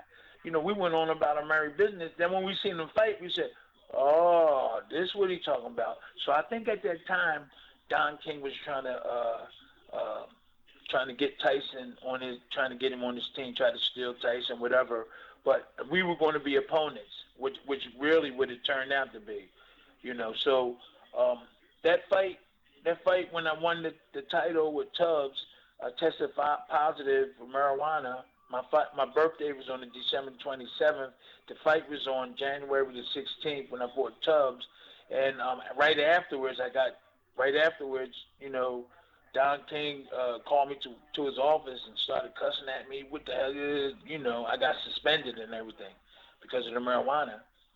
He took $50,000 from me, and $25,000 fine, and they sent me to a rehab, which I got laughed out of. Every time I went to the rehab, they was like, "Would you belong here? You was just smoking weed. We doing heroin, all this other stuff." It was like, Tim Witherspoon, that's cool, but really they need to hear their stories. Mine was just marijuana, and I had to go there for like 4 or 5 months. And that's what led into the Bone Crusher fight when I took the dive. All this. Okay, but before that, let's discuss your first defence of the title, of course, which came against Britain's very own future WBC heavyweight world champion Frank Bruno. You'd have to travel to Wembley on this occasion and box Frank in front of 40,000 fans. Tell me about that experience and the fight itself. 65, wow. My apologies. 65, that's what they said. No. Tim, no, okay, finish the sentence, then I'm gonna say something. Go ahead, finish. I was going to finish the sentence by saying we're still upset about you knocking out our man Frank Bruno. Nah, we really good friends now, but we found that it was estimated it was underreported. It was like 65,000 people in the stadium. They underreported that. From I heard, I don't know why. I don't know if it's taxes. I don't know this is what they were saying. That when we went to some type of discovery in court or something like that, this is what was stated. But that fight was to me, that fight was better than fighting Larry Holmes and then other guys, because I went into another country, somebody else's backyard, defended my title, and came out victorious. And I did it really good. And I was proud. The people in my neighborhood, everybody that supported me, everybody was happy for me. So before the fight, when they offered me to fight with Frank Bruno, I was happy about it. Now I could defend my title. in another country or somebody else's backyard, and that motivated me, and that motivated me. I know they said Frank Bruno was big and strong and muscular, and so we got ready. Chopped wood, we sparred, we ran our miles, and the results paid off. I'm saying the results, you can see that everything worked for me. Yeah, and then obviously after that, we get to the crazy fight. Obviously, you and Frank both had a common opponent, which was James Bone Crusher Smith. You'd beaten him previously. Yeah. Bruno lost to him when he got stopped, and then obviously you have the rematch with Bone Crusher right after that Bruno fight.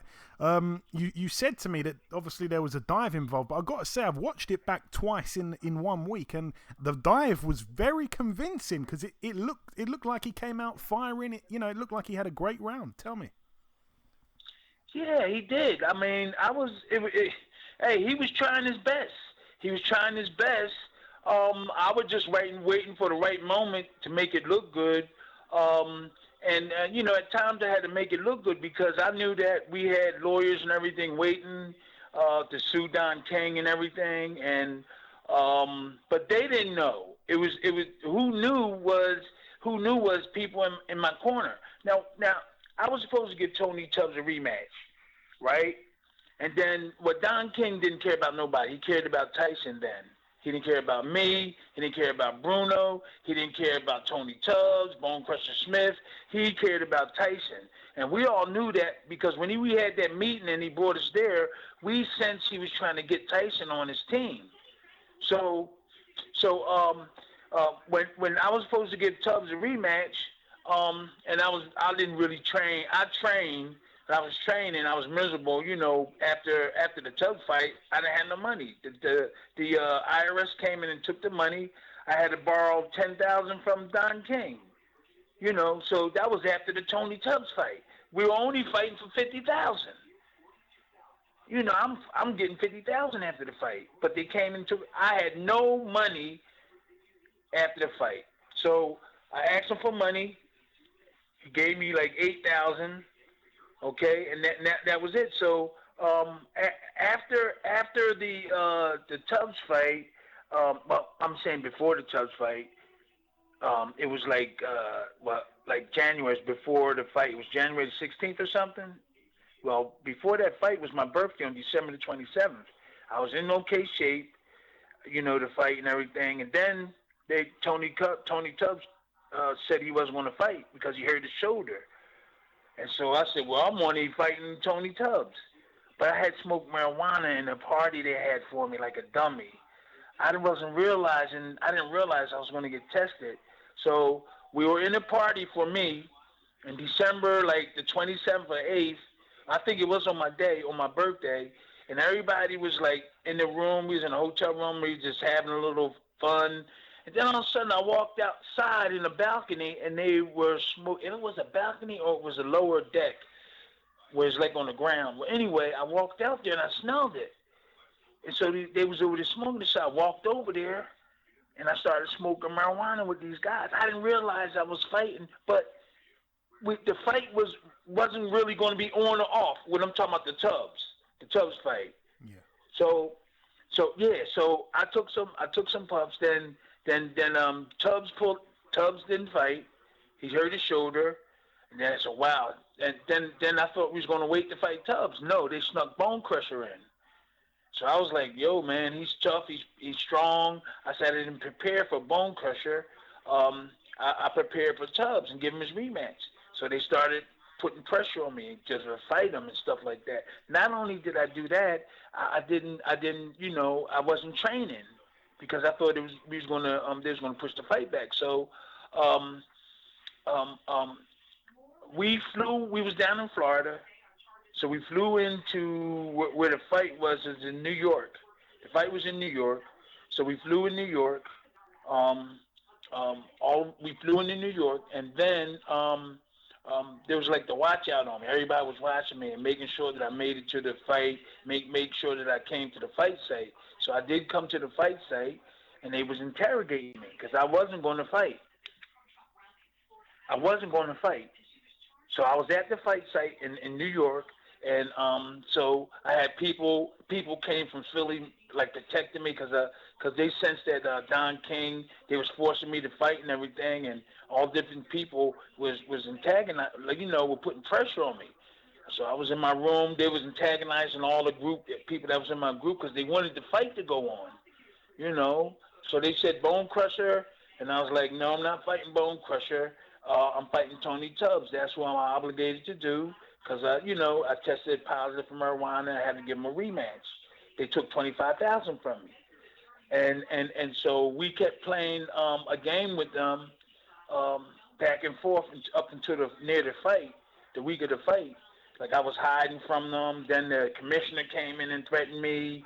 The president of the WBC came in and, this name, I don't want to go into it, but members from the WBC came in and threatened me. The doctor in New York that was at the fight, he threatened me. Everybody associated with Don King came in and tried to force me to fight.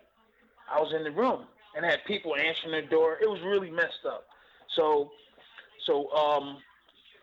I went and acquired for a lawyer. I got a lawyer. I think it was Mark Risman who was helping me. Mark Risman was his name.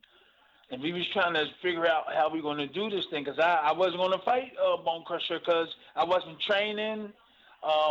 And after the fight, because Tubbs was the mandatory.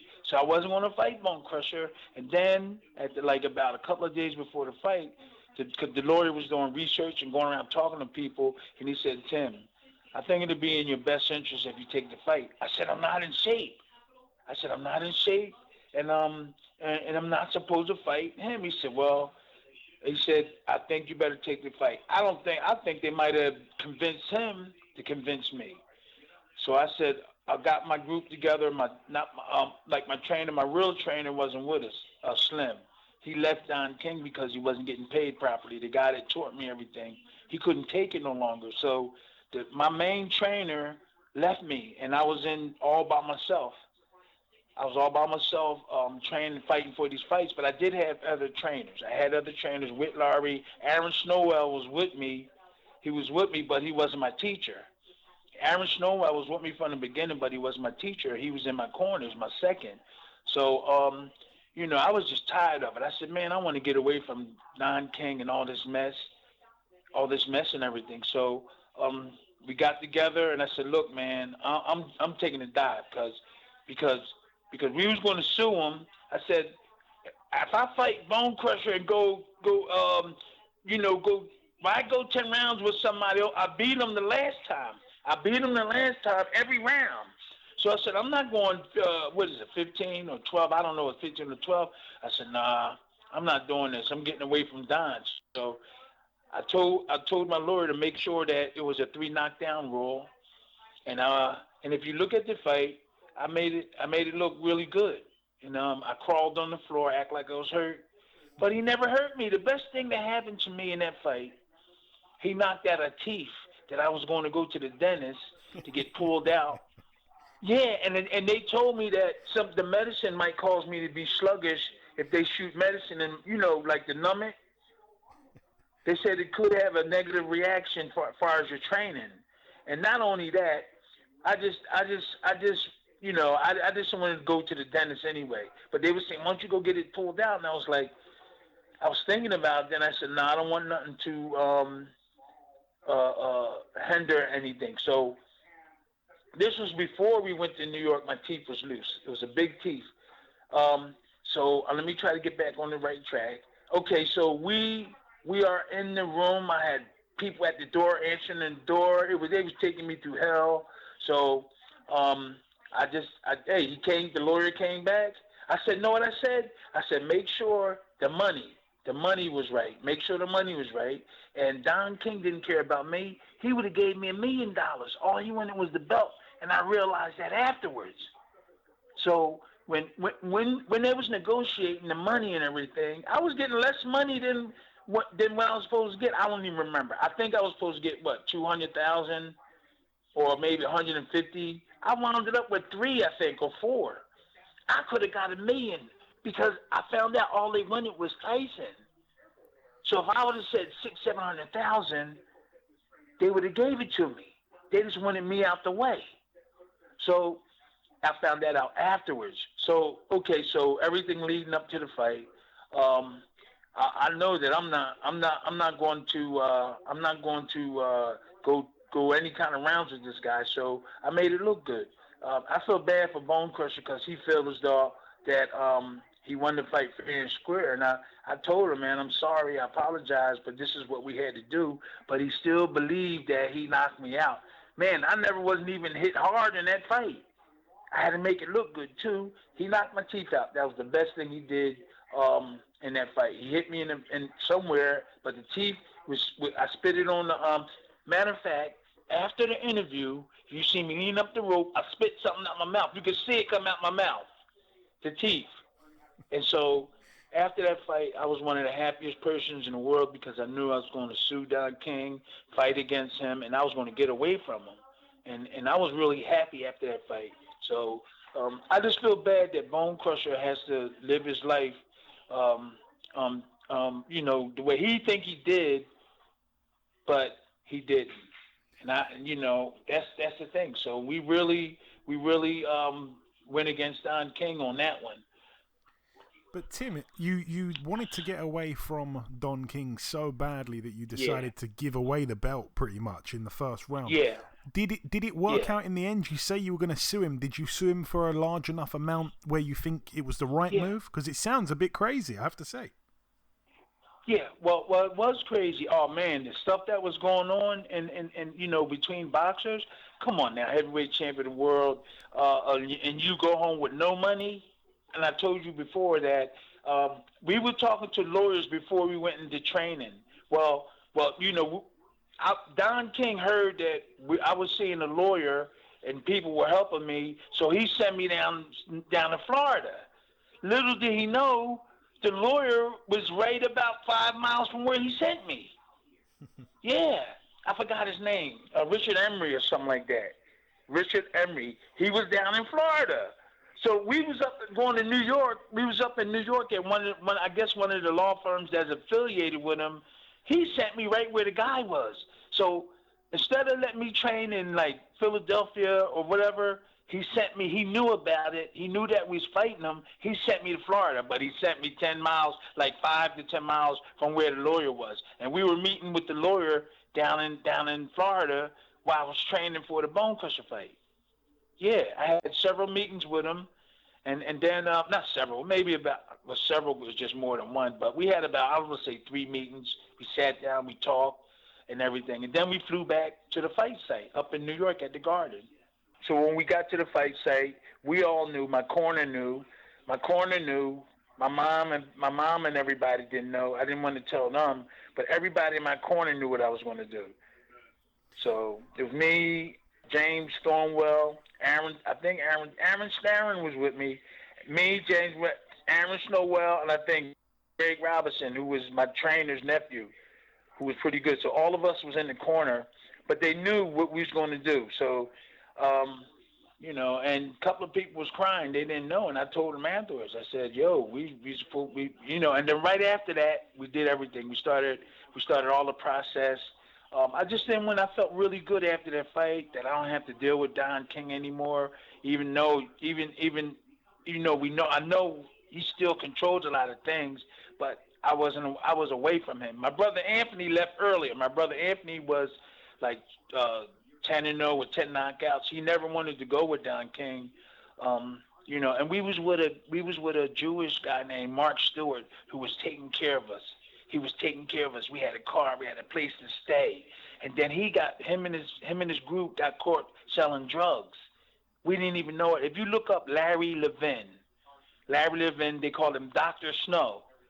That's how come we wound it up with Don King. Okay. There was a group of managers. They was together, and my manager Mark Stewart was in a family with them, and they got busted. That's how we wound it up with Don King. My brother Anthony didn't want to go. I just had to go. I just went, and that's how we wound it up the way we were. Because I had a guy that was treating us really good, like Tyson was being treated. Who else? Who else? All these boxers being treated good. Then we went to Don King. Everything was messed up. But I kept on fighting because I wanted to fight. And my brother Anthony he lost one of his fights, and he just went with somebody else. He just left. So that's really what happened back then. So, Tim, before we get back on track to the fights next, which I want to do... I know, I went everywhere. No, it's okay, it's okay. I want to ask you one question on that stuff. Yeah. Obviously, if I'm not... correct me if I'm wrong. I believe you tried to sue Don, I think, for 25 mil, and then it ended up getting settled for about 1 mil, if I'm... Is that right? Yeah. Okay. Yeah. Is that in, like, when you look back on it now, do you feel like that 1 million was worth giving up the belt for now and getting away from Don? Is that enough to get rid of the title? Yeah, anything. Yeah, well, anything was worth getting away from someone that you really wasn't going to make out with. Anything would have been good. He was ripping me off. Okay. Yeah. So wait a minute, there was something important. You said, say it again, what you said. I said that you sued him for 25 mil. It got settled for 1. Was that really worth kind of giving the belt away for just 1 mil? That's all. Okay. The bottom line,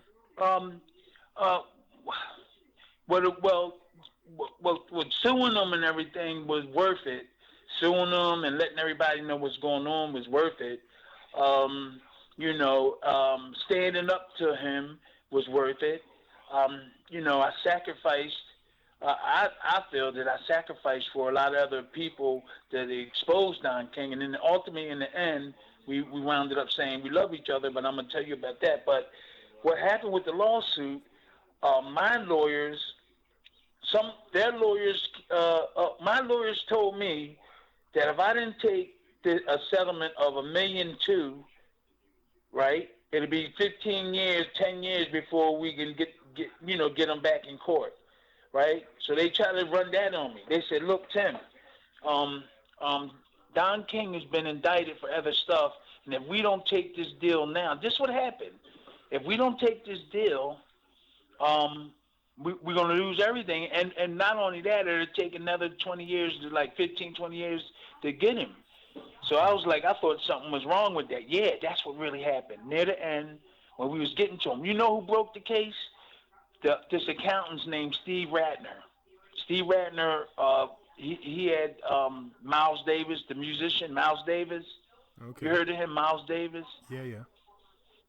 And Cicely Tyson. He did cases for them. He was the accountants for our case. So he went in there and found a lot of different things that was unusual. It was in Don King's his money part, right? So we came to a meeting one time, and the accountant said, well, how did this $500,000 come out of this account and disappear into that one? Don King ended the meeting right there and then. He was saying, Steve Ratner said that, and he said a couple other things about Don King's money and accounts. So Don King got nervous. He cut the meeting off short. As soon as Steve Ratner brought that to everybody's attention, he said, well, how did this money come in this account, then go into Carl King's account, and then disappear? So I feel they made some type of deal, right? They made some type of deal, and I feel that I got sold out. He never got indicted. They said, Tim, if you don't take this deal, this is what happened. They said, Tim, if you don't take this deal, right, it's going to be 20 years. No, I'm exaggerating. He says it's going to be a long time before you get him in court, and he might go to jail. Yeah, he might go to jail for these other crimes. Yeah. So I got mad at them. I got mad at the lawyers, and I was like, man, something fishy. And I walked out the law office, and then I waited 1 week. I waited 2 weeks. Nobody called me. And 3 weeks, I said, something fishy. So I called them and said, look, I want to make the deal because I didn't know what was going on. I called them. I said, look, man, let's come in. So I made the deal. It was $1 million, something, $1.2 million. I was mad. I didn't want to do it. I'd rather go all the way to the end and lose. But what the things that they were saying to me, I thought it was really bad. Now I'm getting sold out. So we settled it. Everybody saying, Tim, you won. I didn't win. Don King won again. So the lawyers, whatever the lawyers did, you know, they left me hanging. So we got $1.2 million, and then they cut some of that up. I think I went home with like about $800,000, and so Don King really won. He won. I didn't win, and I never felt that I won. Don King won again, but later on, after all that stuff, and years later, I went over to Vegas with this Irish boxer. I was in this, not in this corner, but I was on his team, and he was getting ripped off by Don, and so we flew to Vegas, and he had to fight. He lost the fight, but after the fight, Don King came over to me and said, "I love you, Tim." And I hesitated for a minute. I said, "Uh-oh." I was like shocked. And I said, "Yeah, I love you, Don." I said, "I love you back." And then I felt something in me. I said, "Man, I feel like I'm relieved. I can go be with my family. Don't have to talk about Don King anymore." I was fed up. I said, "Man," and none of the rich people, lawyers, and everybody talking about him on television, nobody helped. But a boxer, I had to go talk about it and everything and tell what's happening to me. None of the people with money in boxing, nobody helped. So I just left it alone. If I had a couple of $100 million, I would have tried to help the boxing industry out, you know. But that's what happened. Nobody helped. I was on my own. None of those people helped, so I just left it alone. You know, all the rich people out there, why can't they help fight against this guy or other people that's doing negative stuff to boxers? You got to have a boxer that's being underpaid and everything speak up with nobody backing him but his own, you know, team. So that's how that ended up. Right now, I have no problem with Don King. I'm going to leave it alone. Nobody helped this. So, and now right now, I'm just enjoying my family with my kids. You see me. I was out there in the playground playing with my 3 grandkids, making sure my daughter that's from there eat, you know. So I'm satisfied with that. But that's what happened. He still won. Yeah. Nice. I've had a few Don King stories over my time doing interviews, especially from the likes of like Layman Brewster and Chris Bird. They got some stories about Don as well. Wow. But anyway, getting back onto the journey. Serious stories, huh? Well, yeah, little bits, you know, little bits. Okay. But obviously, I remember felt that I had more of a serious information to give out. Yours, I think, is more serious. But yeah, like I've heard how he would you know, gift people cars and take it out their paycheck, and you know, never accept a gift from Don King is the advice I've been told. So because he'll charge it up. Because what he did, real quick, I'm not going to take you long on it, but what he did too was when I fought Bruno, and you probably already know this, he deducted everybody's expenses. He flew about 10 judges, 10 jurors over to the fight and took it out of my money. Yeah. If you do research, everything that was over there that had expenses, a majority of that came out of my money. Yeah. That's Don so King. I'm okay now, though. Yeah, I know. Getting back onto it. It's over. Getting back onto the journey, your next 12 fights after that Smith fight, which spanned from August 87 to March 1992, were all kind of at a level or two below the top level. You boxed literally from Atlantic City to York Hall in Bethnal Green, London, to Las Vegas, to Indonesia, to Seattle, to the famous Blue Horizon in Philadelphia. But 12 fights, 12 wins, including 7 by KO, 4 by split or majority decision. That's when we get to Michigan, Tuesday, July 21st, 1992. A shock split decision loss over 10 to Everett Martin. What happened there, Tim? This is what happened with that one. I really didn't think that you know, he had the materials to beat me. So I trained and everything, but you know, I learned my lesson with that and a couple other fights. In right shape. It was a close fight, but in the right shape and everything, I think I would have stopped him. But he was determined to win. I guess, fighting against a top guy and all that. And after that fight, I could see it. I could see that this was his dream, to try to beat somebody that was up there and all that. But I do believe that if I was in a proper shape, I could have either stopped him or, unanimously won the fight. So I underestimate him. They told Don King was telling me, we don't get opponents and this and that.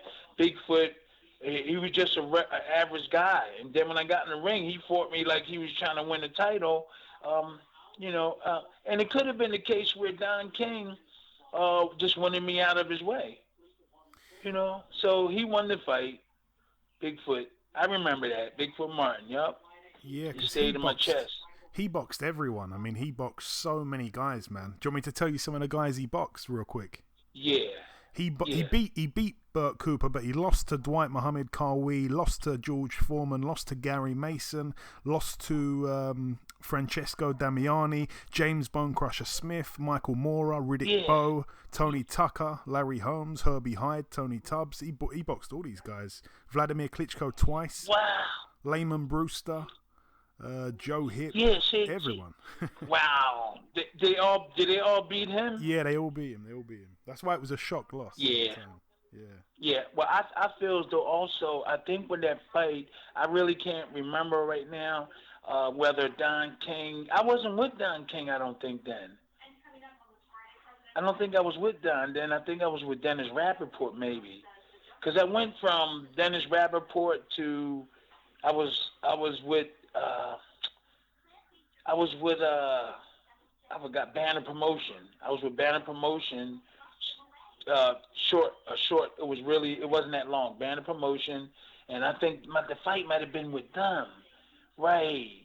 And I just was just getting ready for these fights, just trying to pay the bills. I didn't think that I was going to get another championship fight. Yeah. But no, after that fight, you box just 1 month later. You beat Tony Willis over 10. Then you take 2 years out the ring, from August 1992 to August 1994. What kept you out the ring for 2 years, Tim? Wow, you have to tell me, because you have to tell me. So that was who was the first fight when I came back? The first fight when you came back was, oh gosh, you've caught me off guard. It was... I know, I'm getting caught off Sherman guard. Griffin. Sherman Griffin. Did I knock him out? Or third round, yeah. Third round knockout. Sherman Griffin. I think I was with Dennis Rappaport then. Okay. And he treated me, Dennis Rappaport treated me so good. I just said, I was abused with Don King and other stuff. I was a bruised boxer. I didn't feel like things was working for me. And when I got with Dennis Rappaport, he treated me good. I was a bruise. He treated me good. If I needed money, he gave it to me. If after one of the fights I won, there was a $40,000 bonus. I told him to give the money to my kid's mother, like buy her a car. And we made good money together. And he always sent me to camp. I was in camp. He had a security there. He had the sparring partners there. He really cared. Dennis Rappaport. He the one that was with Jerry Cooney. Okay. Dennis Rappaport. It was Rappaport and Jones. And I neglected that good relationship. And I still sometimes text him on Facebook and everything. And I realized how I messed up, because I had a guy that really cared. And I was just hung up over the Don King stuff. I didn't trust a lot of people. And here it is, a manager, promoter, treating me 100%. He was anything. If I needed it, he would give it to me. But I just ain't trained properly. I trained, and I think it came because of all that negative stuff that was going on. I didn't even realize that Dennis was looking out for me big time. And I apologized to him about 2 years ago. I apologized. I called him up, and I talked to him. And I was like, look, man, I look back and I seen all the good things that you were doing. And I didn't tell him that I think it was from the abuse of Don King and all that. But I'm looking back and I just ain't trust nobody. But he if my head was on right, I would have won the title again. If my head was on right, he was helping us. We didn't need nothing. No sparring partners was there. If I needed a rental car, if I needed to stay in the hotel, if I needed to fly to California to get sparring, if I had to go wherever, he would pay for it. And I neglected that. That's one thing I do regret in my boxing career. That I know there was a promoter that was really looking after me, and I neglected it. I did do good. If you look at the records, I did pretty good. But then on some of the fights, I didn't, like Andrew Galata. I think he was a promoter for that fight. Well, anyway, Rappaport really looked after me, and it was a little too late for me. If I would have met him in the beginning, like Mark Stewart, like the guy like Mark Stewart, he was the same type of guy, but they got in trouble. But Dennis don't play that stuff, drugs and all that. He don't play. He was straight up and down, you know. And if I would have met him, he would have put my money away. He would have helped me put my money away. He would have helped me make money. This is the kind of guy Dennis was, and I'm only realizing it after it's over.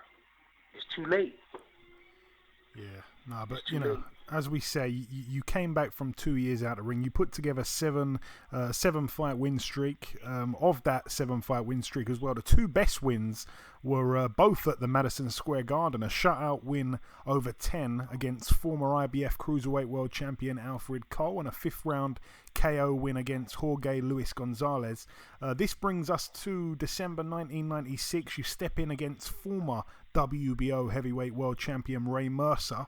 A unanimous decision loss over 10. Tell us about that. Ray was a tough guy. Yeah, he was.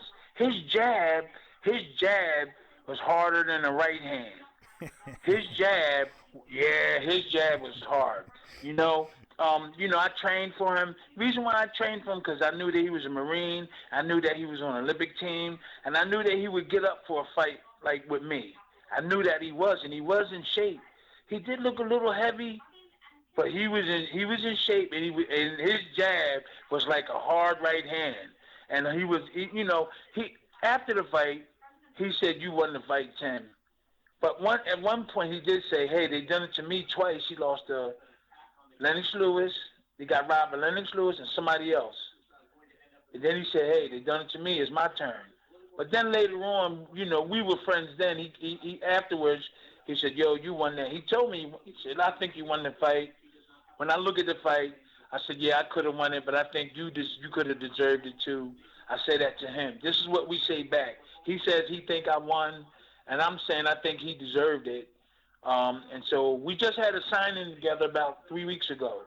It's just me and him, and we had a little small signing together. We really good friends now. We was friends then. We was friends then after the fight, but we were trying to kill each other during that fight. There was some heavy banging. It was some heavy banging. But I felt that I did win. He felt that he won.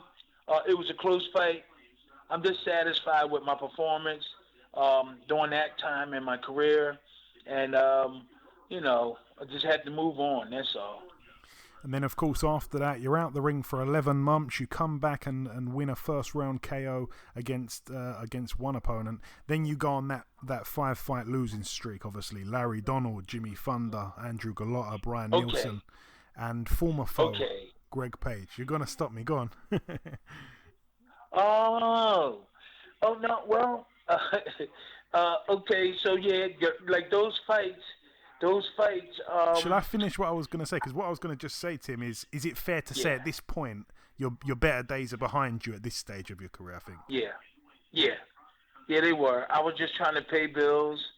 I was just trying to, with the Galata fight, the promoter just came to my house. He came in, a limo pulled up. I don't know how he got my address. He pulled up to my house and jumped out. He was really nice. And he quoted a figure, a number. I don't know how much it was. A couple $100,000, I think, or 150. I don't know what it was. I forgot. And then he said, "Would you take the fight?" I got out my bed, and then a couple of days later, I'm in Poland training. And the Brian Nielsen. The same thing with the Brian Nelson one. The Brian Nelson one. Well, I might as well just say it because the people don't believe that I got stopped by Brian Nelson. You know, I might as well just say it. But I went over there and there was a plan laid out. There's a plan laid out, and I got paid for it. That's all. They came in, they got me out of my. They didn't get me out of my bed, but they flew me over there, and that was just a vacation. So, what was it? The first round? Brian Nelson, round 4. Okay. Oh, that's how many rounds they were supposed to last. Okay. I'm just telling you the truth, how boxing is. No, I you know. appreciate that. And he seemed to be an easy. I told people, I told newspapers before, but they knew it was. The people, almost didn't get paid. The people in the audience was like, boo, they was booing. So his promoter just wanted to keep getting them wins. I got paid for that fight. And I just put up a good fight. And the 4th round was supposed to be the ending of it. And that's how my career ended. It ended like that. I know I couldn't win the title again. You know, it would have been too hard. And then I started wanting to be a freedom fighter, fighting for boxing, people who's getting done wrong. I've been doing that ever since I was getting ripped off, though. That's what I do. I will speak up if I think something's wrong, and I still up until today. But we do need promoters. We do need managers. But we need them to operate properly instead of ripping people off. I think it's better now. I think it's a lot better now than when we were fighting. Yeah. I think 100 million. Come on, man.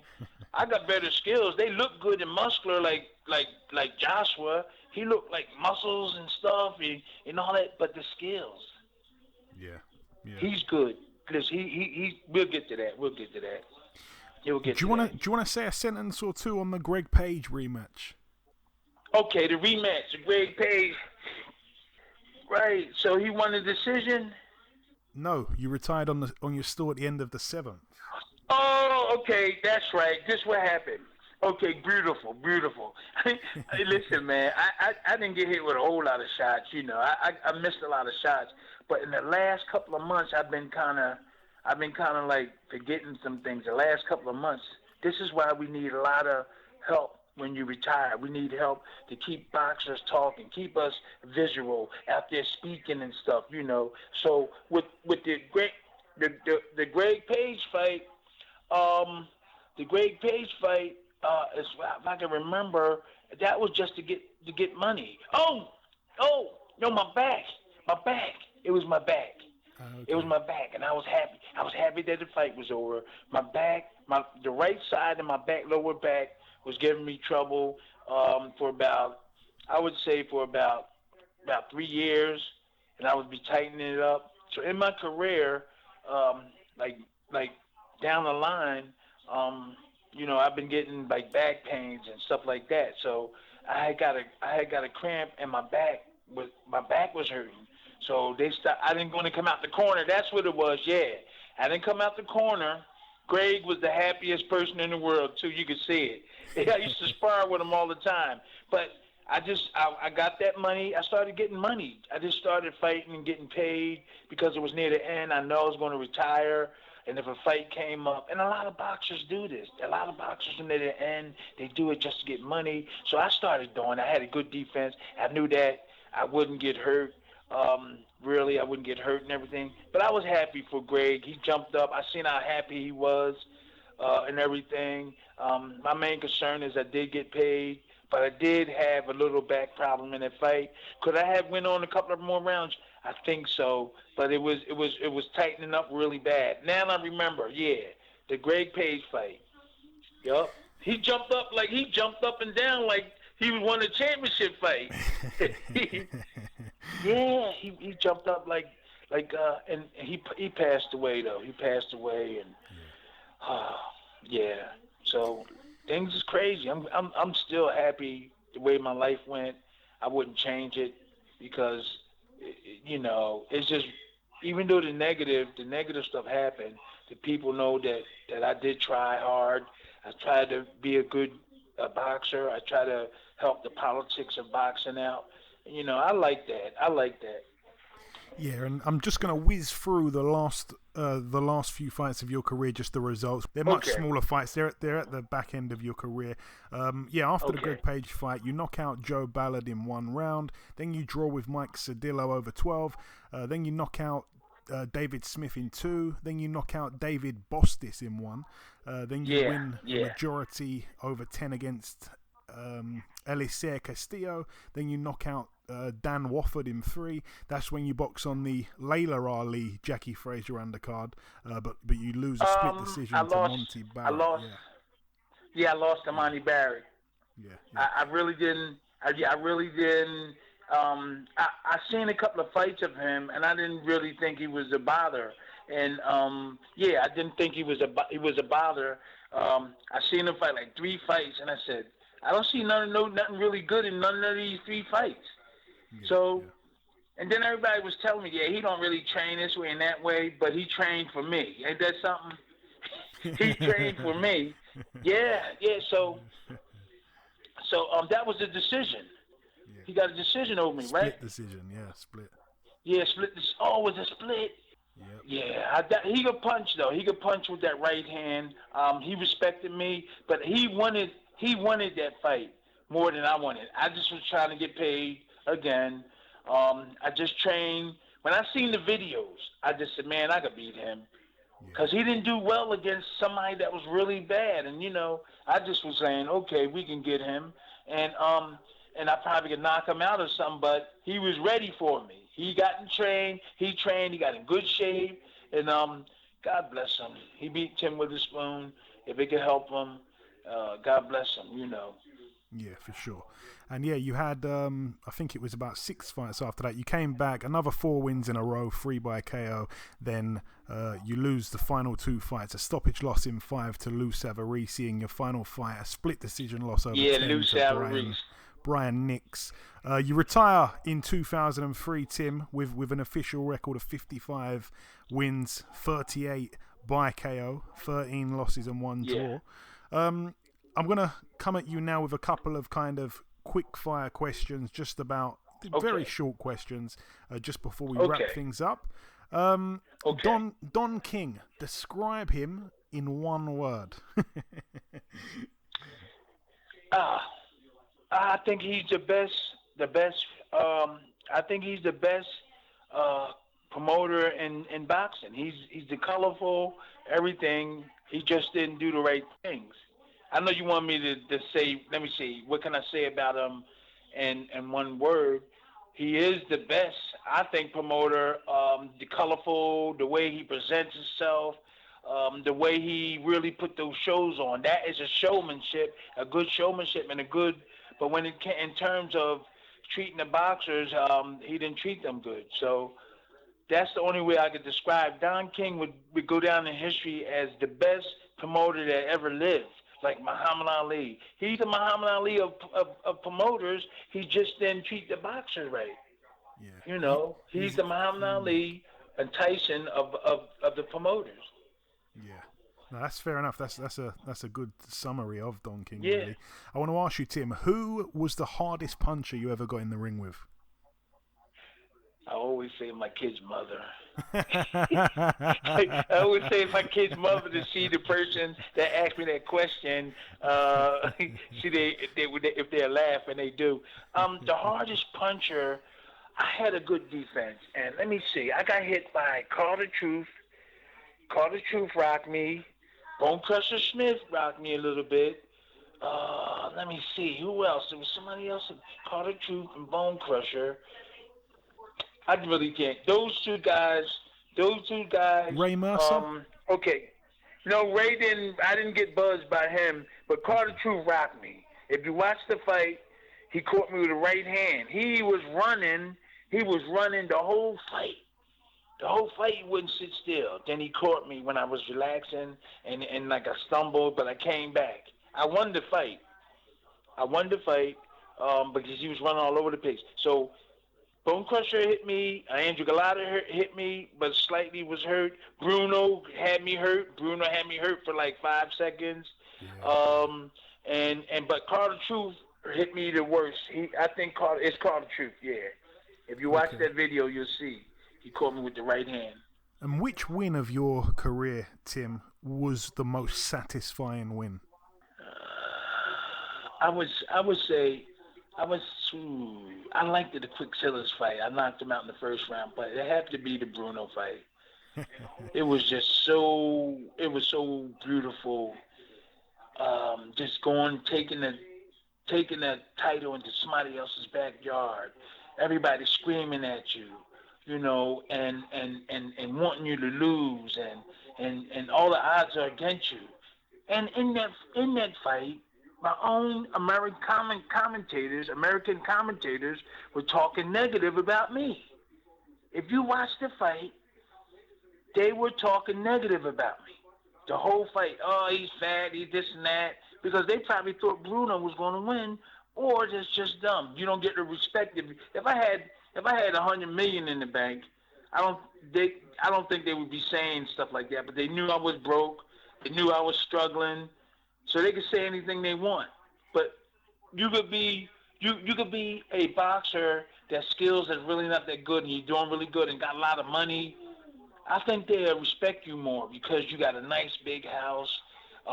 You know what I'm saying. You have money. You've been treated right. But if you ain't, oh, here he go again with this getting ripped off stuff. We don't want to hear that type of thing. So Larry Merchant, I think Sugar Ray talked it really honestly good about it, but Larry Merchant and the other guys were saying, "Oh, he's fat, he's this and that." If you play the video all during the fight, you'll see them talking negative about me. And even when I won the fight, Larry Merchant still said something negative about me. So, yeah, man, I couldn't believe it.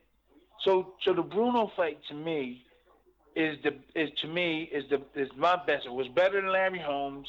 It was better than any of the fights because I went over there, defended my title, and then I continue to go over there. It's like my second home. The UK is my second home. I got a grandson over there in Barnsley, Oliver Charles Lomax, and my daughter was born in London. I was frequently going over there, and that's what really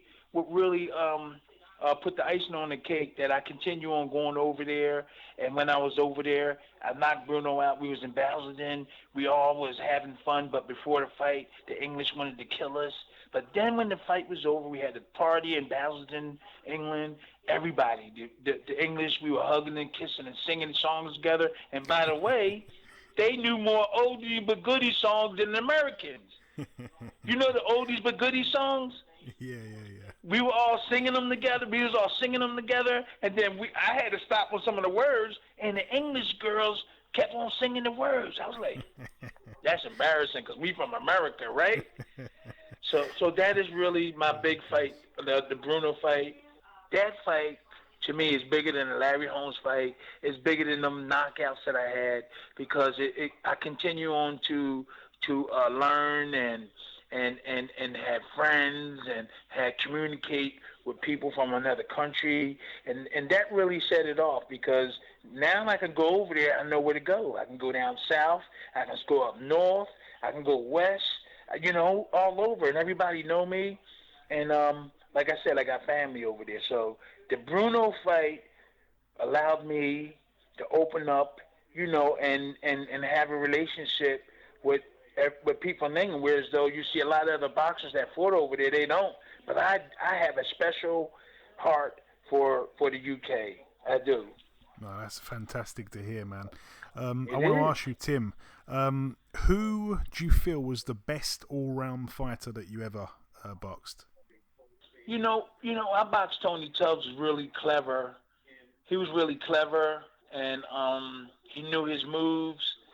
He knew he was slick. He was smart. He just didn't punch real hard. So, I thought you were going to say Larry Holmes within like 2 seconds. No, Larry Holmes. Listen, no, Larry Holmes. We took his jab away. I had fun in that fight. Larry Holmes, listen. I'm not. Larry Holmes was okay. Say that question again, real quick. Say that question again. You asked me about the. Who was the best fighter you ever boxed? The best all-round fighter? Who could punch? Who could box? Who had good defense? Good jab. Larry Holmes didn't have no defense. He just had a good jab, and he hit you with the right hand. That's all Larry Holmes had. Tubbs had everything. A lot of the boxers lacked a lot of things back then. You know, they lack, and up to date they do too. They really lack a lot of things. I don't want to contradict myself. Let me see. Oh God, who was a good Ray was strong. I really can't all around. I can't really say. I'm not gonna say Larry Holmes because we took his jab away. He had plenty of heart. Larry didn't have all Larry had. He won his fights with a jab in the right hand and his courage. I would say Larry Holmes, I guess. Okay. Yeah. Okay. And I want to ask you this as well, Tim. If you could get in a time machine and go back in time and you could avenge one of your losses, which loss would you most like to avenge? I like that question. Let me see. Which one that I lost that I would? I don't really want to the Larry Holmes one because I felt I won. In my heart, there's no doubt in my body. So there were some fights like the Lou Savarese. I didn't even get hurt, and they stopped the fight, and I was like, okay. I was like, cool, because I wasn't going to get the title or nothing again. They wasn't going to give me a title shot.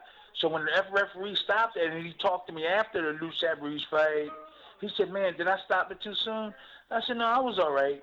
You know, I told the referee, thought he stopped it too soon. I wasn't hurt at all. I wasn't hurt. I just was thinking about the money. And that was wrong then.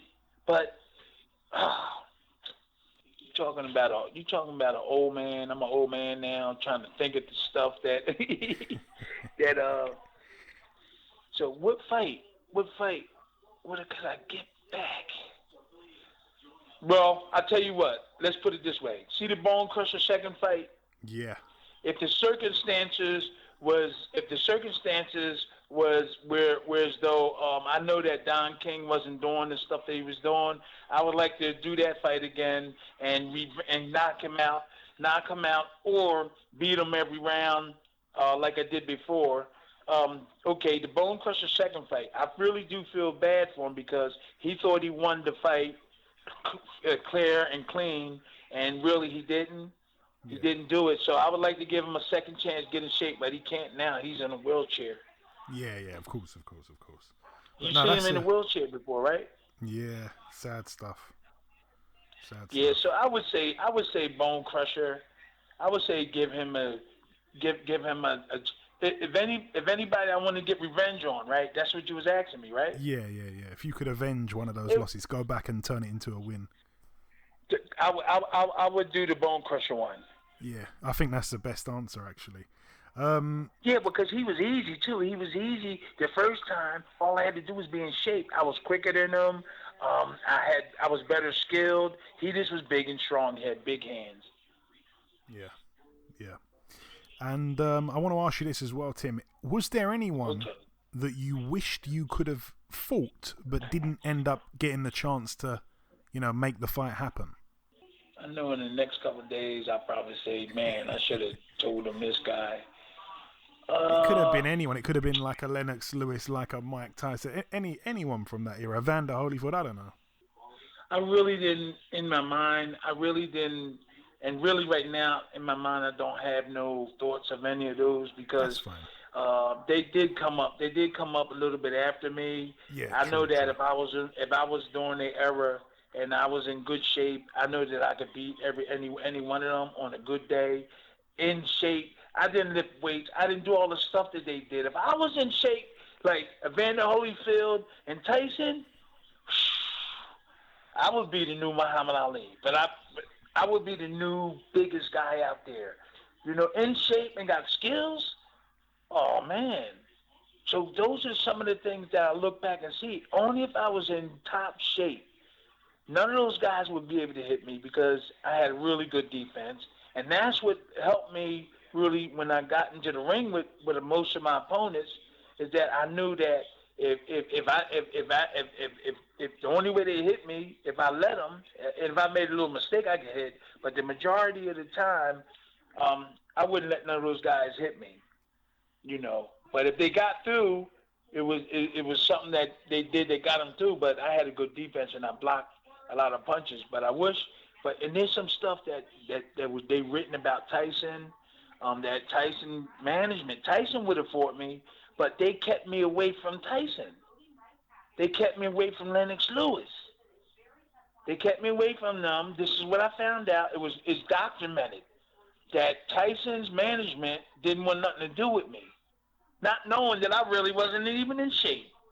And Lennox Lewis, Emanuel Stewart, quoted to people that they didn't want to fight me at that time. And this is the fact. These are facts. Tyson, Lennox Lewis, and Evander Holyfield, they said he was sick. One time, the HBO had me and him to fight, and he couldn't fight because they said something was wrong with his heart then. So they didn't take the fight. So 3 top guys, their management, not the boxers refused, but the managements refused to fight Tim Witherspoon. And that's a fact. I found out later. Okay. Interesting, man. Tyson is the Tyson one is documented that what's his manager name? His promoter, Customato. Well, Customato and all, they didn't want nothing to do with me. They didn't want nothing to do with me at that time. And it was documented in one of these documentaries, too. Yep. And Lennox Lewis, Emanuel Stewart told them, he said, nah, we'll stay away from him. This is what I heard. And Evander Holyfield. But I knew all 3 of the boxers would have fought me. I knew that. It wasn't their call. It was their management. Well, there you go. That question took a strange turn, but that's interesting stuff there, Tim. I want to ask you these last couple questions now. Okay. I'm going to put you. You always can call me though. You always can call me and get whatever information you can. Okay. Same, hey Tim. The same to you. Okay. I want to ask you this. I'm putting you on the spot a tiny bit here. If I ask you who's your favourite UK fighter, Tim, who springs to mind? A guy from the UK, any era, who springs to mind? My favorite UK boxer. Oh, wow. My favorite UK boxer. I know I'm going to say something. I like Junior Witter. Oh. You mean far as skills and stuff? I wasn't expecting you to say that, but yeah. Anything, whatever, your personal favourite. You make the rules, my friend. I mean, personally, I like Bruno. You mean far as skills or just as a person? You can give me 2 if you like, person and skills, whatever you want. Oh, God. So Lennox Lewis is involved in this too? Is he from UK? I guess. Yeah. I don't know. I know I'm going to say something, then later on I think I should have took somebody else. So who is who I think is a good boxer from the UK, right? Who's your personal favourite? Oh, I never was asked that question before. Sorry, Tim. That's what I do best. Let me see. My favorite UK fighter. I used to. Oh man, I trained Clinton Woods, baby. My favorite UK. We lost on this one.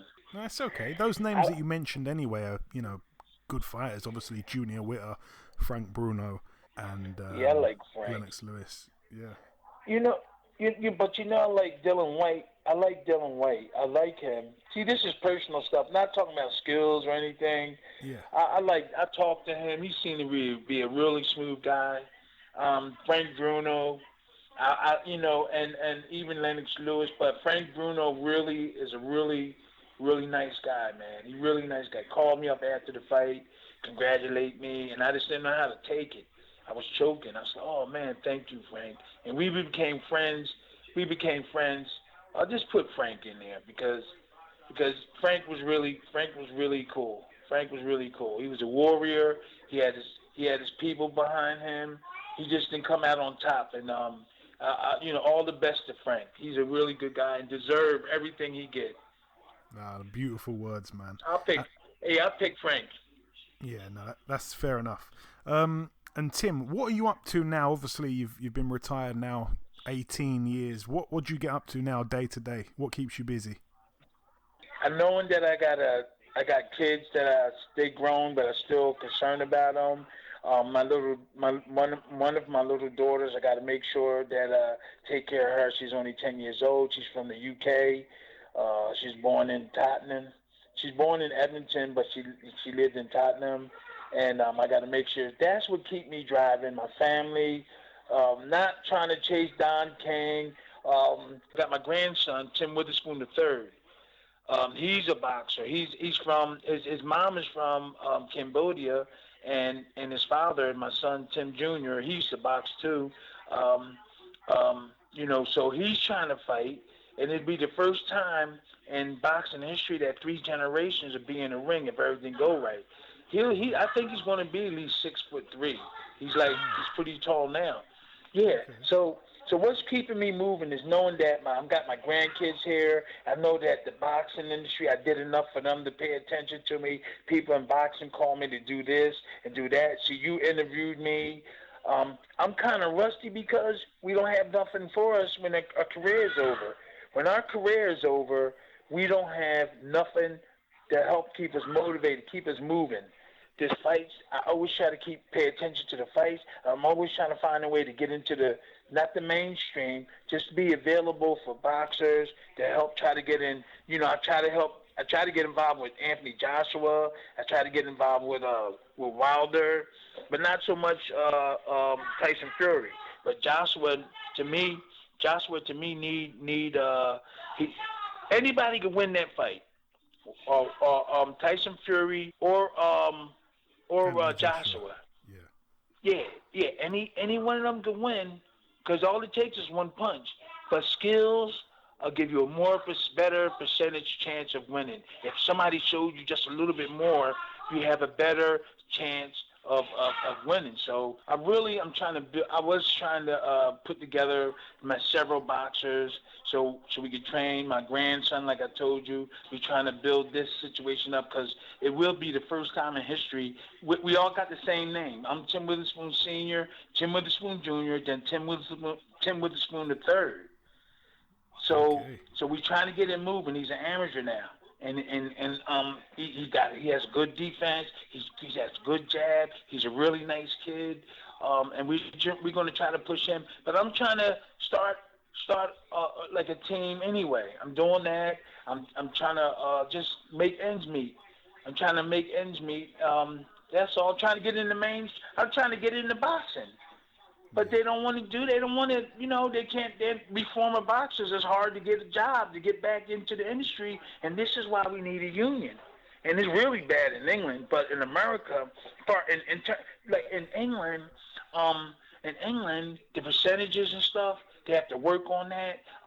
A manager can be a promoter, which is a conflict of interest. In America, you can't do that. So I've been working with this guy, Paul Johnson, and a couple other people. We trying to get all the boxers together so when we retire, we will have money in our pockets, and we'll have invested some of our money, and we got to keep the bad guys out of the business. There are good promoters and managers. There's some good managers and promoters. I'm not against them. I'm just against them doing the wrong things to the boxers. And it seems like it's getting better, a little bit better now, because when we was fighting Don King and other guys and other promoters and, promoters and managers that was doing wrong, we were doing a really good job. They try to blackball us here, blackball us there. But now there's a new set of promoters and managers, and I think they're doing a really good job. I think we just have to get all the boxers together, former boxers together. We the only sport that don't have support when the career is over. Football, baseball, I'm talking about soccer. Every sport has it but us. So that's what I'm concentrating a lot of my time on when when my career is over. That's what I'm doing now. I've been keeping in touch with boxers. We trying to go to the Congress. We trying to go to Congress and try to figure something out. So look, Melzik Taylor, a couple other boxers, not Melzik Taylor, but yeah, no, there's a couple of the boxers. They passed away. Bert Cooper was one of them. It took them 3 weeks to bury him. They had no money. They broke. Yeah, so this is really important. This is what you might hear in the future. We're trying to do that now. We're trying to get Congress and other people to look at us too, which all this stuff is going on. So that's what I've been doing. I've been occupied with talking to boxers, seeing if they need this, calling the WBC, seeing if they can send money. The WBC helped me. They gave me $10,000. They're helping other boxers. This is what our sport needs, is support afterwards. Everybody's taking money above all that, but if you don't have no money, when your career's over, you're in trouble. Yeah. You're in trouble. So yeah. We need structure. There is structure. They're making all the millions and all that. If we can get some of them guys, if I made $100 million for a fight, I would take $5 million. I swear. That will make me big if I started a union or started some kind of support for boxers. What is Mayweather and what are those guys doing? They can get that money back. If they put up $5 million just to get a union or some kind of support started, don't they know they'd be big? That's big. That's big. No, they're not thinking. Everybody, hey man, I don't care. I got $100 million. You best believe I'm gonna take 5 or something like that. And if I can get it back over 5 to 10 years, or if I don't get it back, as long as as long as we did a positive thing in the boxing game. Some guys got all that money and they only need a little bit so we can do all this stuff. They don't want to do it. No, but that's positive. That's positive work there, Tim. And I hope something does end up getting formed. Because it is, one of the sports that gets neglected, and obviously it's the most dangerous sport. My final question to you: It's the only sport. It's the only sport that don't have support. We the only sport, and everybody watches us, right? But we the only sport don't have support. Put your money here. Put your money there. We can't get medical. We can't get this and that. Because of boxing, we had to go to the government and get all kind of coverage and stuff. So you was going to ask me another question. Yeah, final question, Tim. I want to ask you this. I already know the answer to this. A lot of guys retire from boxing unhappy. Yeah. Are you a happy man? I think you are. Oh yeah. I fought a battle. I started something that I didn't know was going to wind up like it would wind up. It started out really good. My first fights, beginning of my boxing career, and then all of a sudden it started turning gray. Started, not really turning out too good. I started learning a lot of things that was negative things, and then I went through it. I went through ups, I went through downs, and I made it through the crack. Now I can speak. I can speak and talk to people about the experience. And I'm not the only one. I think I'm one of the most outspoken about all the negative stuff, but I like it the way it is now. I don't know what it would have been if I'd had $100 million. But right now I don't have that, and I'm happy, and I know what it is, man. I know what it is to feel certain ways, negative, feelings you get. And I'm not gonna let nobody else get me upset, because I got kids I have to take care of, and I gotta pass on love to everybody. That's my thing. I'm not jealous of them because they're making millions.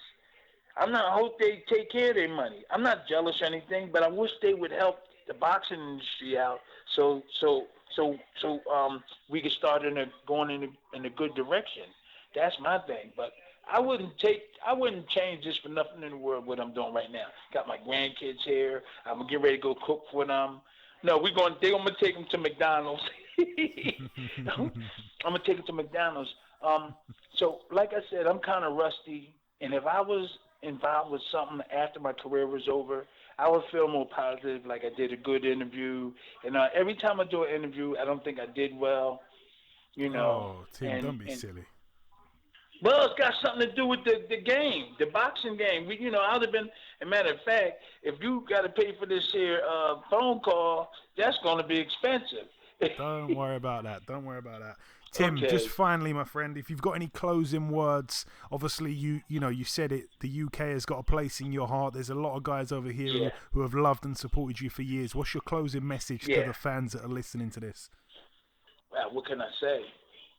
That's the country that has the more support for sports, any sport, and I learned that when I fought Frank Bruno. When I went and I came to England and I seen how the support was for their sportsmen and everybody, I was like, wow, that is really cool. They was ready to kill for Frank Bruno, But I really found out that they're lovely people, and there is negative all over the world, but there really was a lot of, I really wasn't treated bad over there.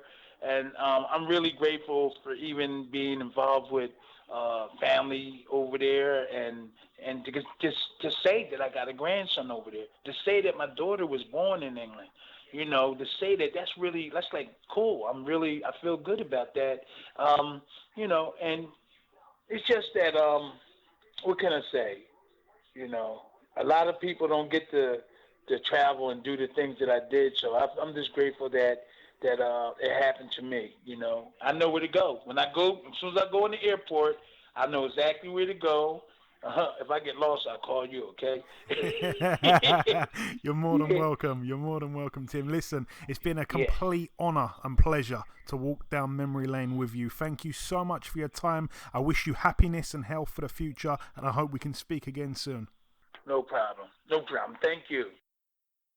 Okay, and this wraps up episode 288 of the BoxHard Podcast. I've been your host, Joey Coastman. Eddie Chambers has been with me for the duration of the show. A huge thank you to our sole guest on this week's podcast, the former two-time heavyweight world champion, Mr. Tim Witherspoon. The biggest thanks of all, though, goes out to you, the listeners. Remember to tell a friend about the podcast. Remember, if you do get a chance, please leave us a review on iTunes. It really does mean a lot. But that's about everything from myself now. Enjoy your weekends, people. Stay safe, and we shall see you all again next week.